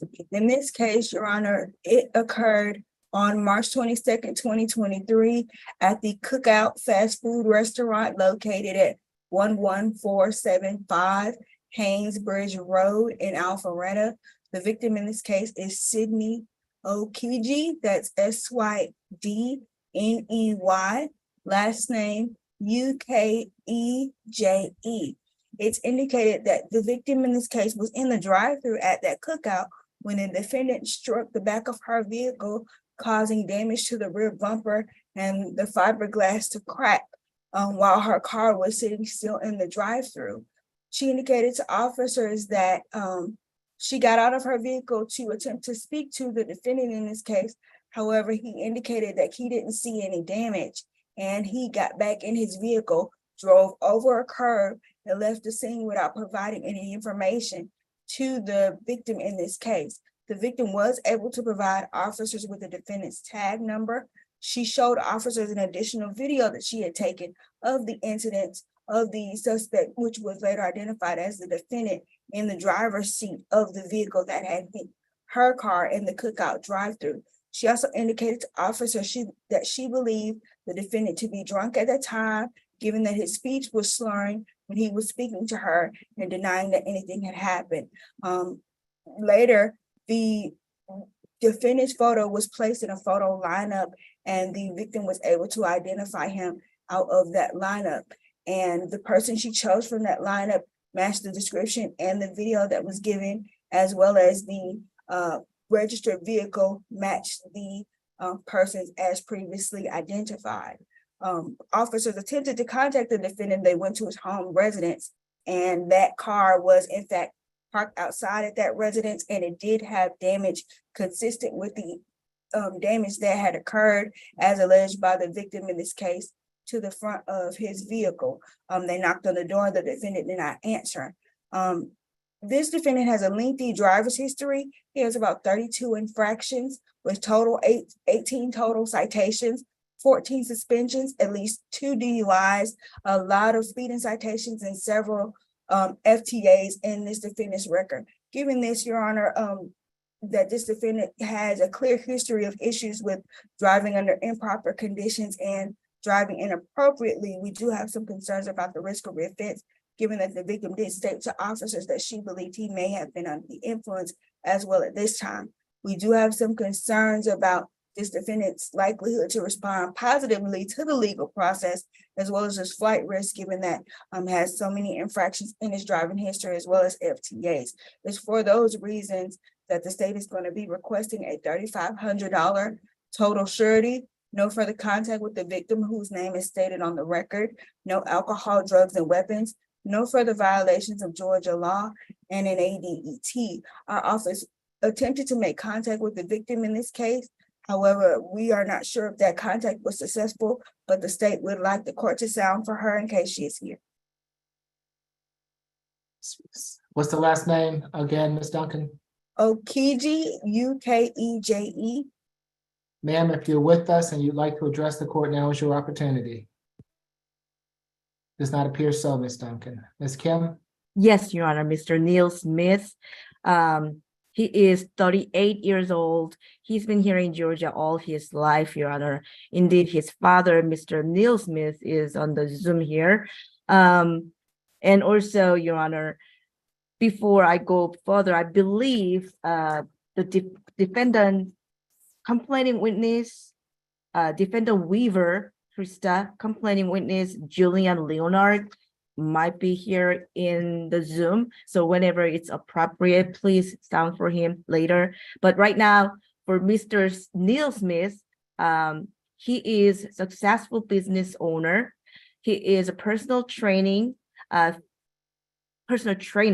He does physical flexibility training. He has 5 steps at his business location at Alpharetta. He's been doing that for about 10 years. He has a bachelor's degree from Georgia Southern North, and he was born in Northside Hospital. He has a strong ties to the community. His father is here to prove that. He will be coming back to the court. Indeed, Your Honor, this one, he's the one who turned himself in voluntarily. He was not arrested. He turned himself. When he found out that there was outstanding warrant, he came to take care of it. So I don't think he's going to be running away from this ticket or this citation. And we would like to request for signature on bond. And yet, if Your Honor is not inclined to give him a signature on bond, we would like to request for $1,000 good bond. Thank you. Who did you want me to sound for, Ms. Kim? Either Mr. Neil Smith, his father is here, but the other one that I really want you to sound for is another case, Your Honor, Krista Weaver case. Okay, let's finish with this case first. Yes. Okay. I see you there, Mr. Smith. I don't know if you want to address the court. If you would like to say something, now is your opportunity to do so. Of course, you're not required to. You'll have to. Yes, I'm just here to support my son and assure the court he is not a flight risk. He will respond to any request from the court to show and, to follow the process as it should be. And he is, as far as the driving part, he's fully insured, and all the things that are necessary to complete this case appropriately. All right, thank you, Mr. Smith. It's going to be $1,000 good bond, no further contact with the alleged victim, and no drugs, alcohol, or weapons while out on bond. Good luck to you, Mr. Smith, both of you. Position 20. Villalobos. Good afternoon, Mr. Villalobos. I'm Judge Eric Morrow. This is the State Court Expedited Accusation Calendar that we're conducting by video. Do you agree to have your case heard by video? Yes, sir. Thank you. You've been charged in case 23 CR 001827J with simple battery family violence. Their history.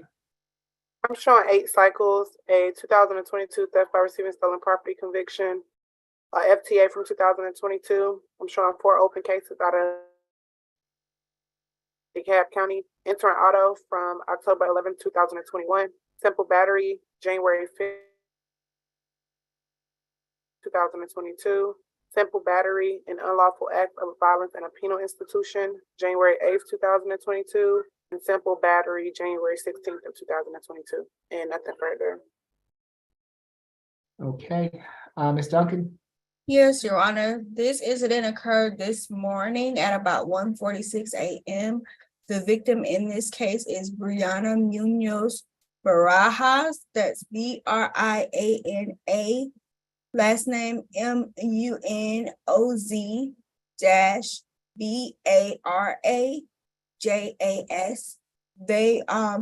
They share a child, Your Honor. In this instance, officers were called out this morning to 4065 Wisteria Lane, Southwest in Atlanta. When they got there, they spoke to the victim in this case. She indicated that the defendant had been punching her several times with his fist and knuckles in her upper body and torso area. She indicated to officers that she had recently had surgery to that area of her body. And it was indicated that at the time they share a 4-month-old child. Your Honor, the state does have concerns about the risk of reoffense in this case. This defendant does have several open cases that do involve violence.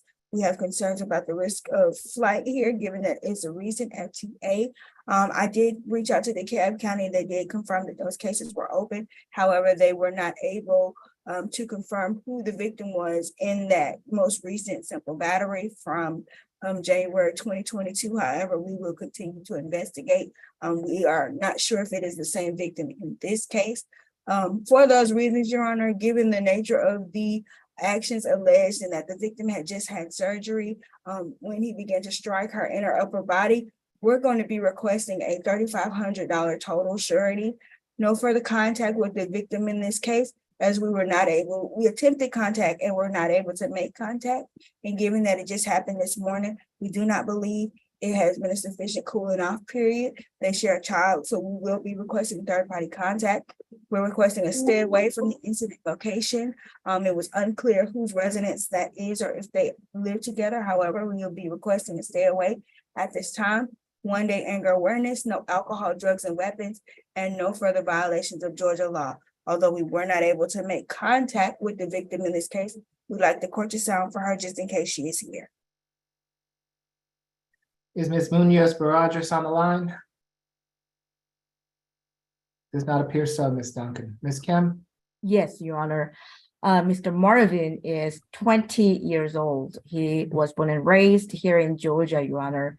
They are engaged. The house 4065 Wisteria Lane, that is actually Mr. Marvin's mother's house. So we kind of prefer him to go back with a law enforcement officer to check that if Miss Brianna is still there. I believe that they are still engaged. They have 4-month-old child together. He prefers strongly no further violent contact, and yet I was not able to contact Miss Brianna either. He has not been able to have a job for last 9 months, so he has not made much income. So he's qualified for public defender's services, and our office will continuously represent him even after this bond hearing. He completed up to 9th grade, and he is still pursuing his GED, Your Honor. We would like to request for a signature on bond, and yet if Your Honor is not inclined to give him a signature on bond because of his active warrants, Your Honor, he's not a flight risk. He cannot go anywhere except DeKalb County because there's a hold. He will be released to DeKalb County. We would like to have a signature on bond here so that way he can take care of other outstanding 4 active warrants, 3 in Georgia and 1 in Virginia. Thank you. Does he live at the Wisteria Lane address, Ms. Kim? Yes, that's where he resides with his mother. One. Is it where you don't reside, Mr.? Oh, you say, ma'am? Oh, no, never mind. Okay. It's gonna be a $3,000 good bond, no further contact with the alleged victim. Third party transfer of the minor child for visitation. If he can go back to Wisteria Lane with law enforcement. If Miss Munoz does not live there, then he can stay there. If she is living there, then of course he cannot be at that address. As such, he'll have to find somewhere else to live. No drugs, alcohol, or weapons while out on bond. Okay. Thank you. Thank you, Judge.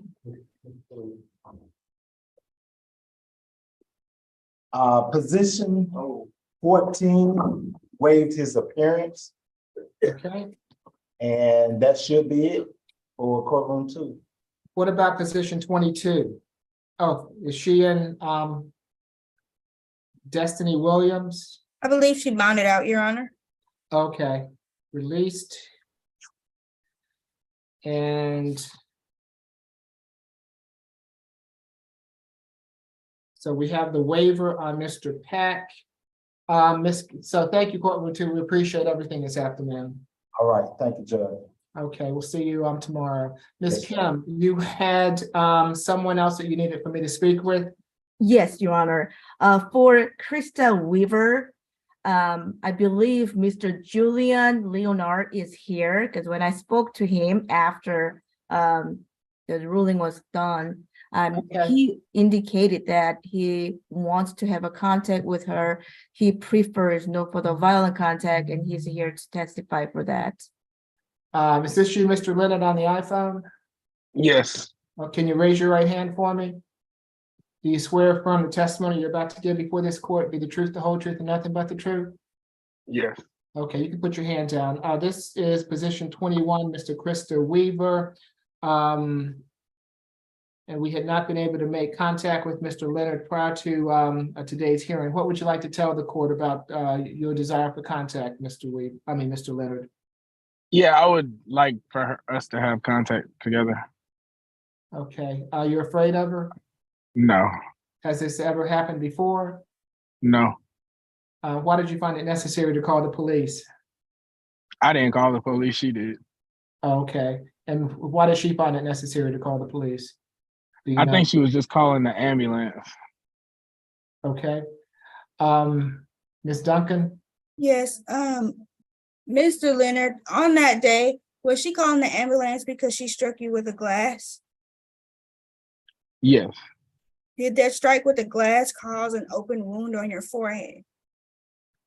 yes. Thank you. Nothing further from the state. Okay, given that Mr. Leonard wants some contact, and this was Ms. Weaver's first arrest, it's going to be no further violent contact. I'm going to not require the third party transfer as there's no further violent contact, and she will not need an escort as she will be able to go back to that, I believe, Ridge Mill Lane address. Yes. All right, Thank good you. luck to you, Mr. Leonard. All right, thank you. You're welcome. Position number 14, Kenneth Pack was charged with fair evasion and criminal trespass. Is there a history? 17 cycles. I'm showing a criminal trespass conviction in 2023, criminal trespass conviction in 2022, a criminal trespass simple assault and disorderly conduct conviction in 2022, death by shoplifting conviction 2021, and then a criminal trespass and willful obstruction of a law enforcement officer conviction in 2017. And nothing further. Thank you. Mr. Radberry? Thank you, Your Honor. This offense took place on March 25th, 2023 at 235 Peachtree Street, Atlanta. That is a MARTA station. Also observed Mr. Pack pushing through the fare gate without paying. Once stopped, it was determined that he was previously permanently banned from all MARTA locations.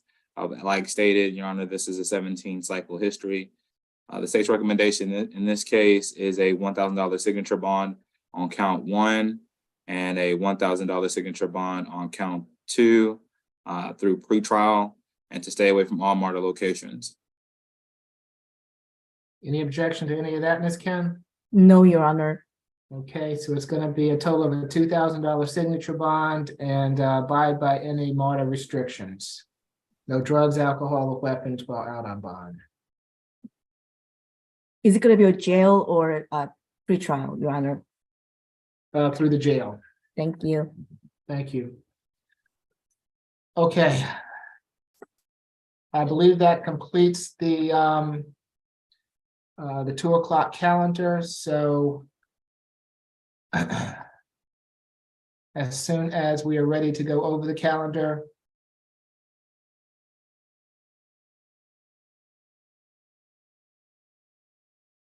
are you with me, Ms. Grace?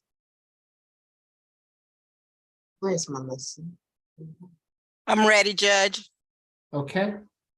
Position number 1, $2,500 pretrial bond. Position number 2 is a 3,000 SOB. Position number 3 is a 3,500 SOB through the jail. Position number 4 is a $3,000 good bond. Position number 5 is a $4,000 pretrial bond per judge. Position number 6 is a $5,000 pretrial bond per judge. Position number 7 is a $2,000 good bond. Position number 8 is a $1,000 good bond. Position number 9 is a $2,000 good bond. Position number 10 is a $3,000 good bond. Position number 11 is a 5,000 SOB through the jail. Position number 12 is a 2,000 SOB through the jail. Position number 13 is a 3,000 pretrial per judge. Position number 14 is a 2,000 SOB through the jail. Position number 15 is a $2,500 good bond. Position number 16 is a $3,000 SOB through the jail. Position number 17 is a 5,000 SOB through the jail. Position 18 is a 3,000 SOB through the jail. Position number 19 is a $1,000 good bond. Position number 20 is a $3,000 good bond. Position number 21 is a 3,000 pretrial per judge. Position number 22, reset further notice. Position number 23, 3,500 pretrial per judge. Any questions or concerns? I just wanted to alert the court that Marcus Johnson, which is position number 9, the DA's office has indicated they will be taking that case as a felony burglary. I will send the order to the court for your honor's signature. Okay, thank you, Ms. Falk. If you'll get that to Ms. Grace, I'll get it signed with the rest of the paperwork. Yes, your honor. Okay. Anything further? I appreciate it. I hope you all have a good rest of your day, and I'll see you tomorrow. Have a good day, your honor. Okay, thank you. Thank you. Thank you, Your Honor. Morning.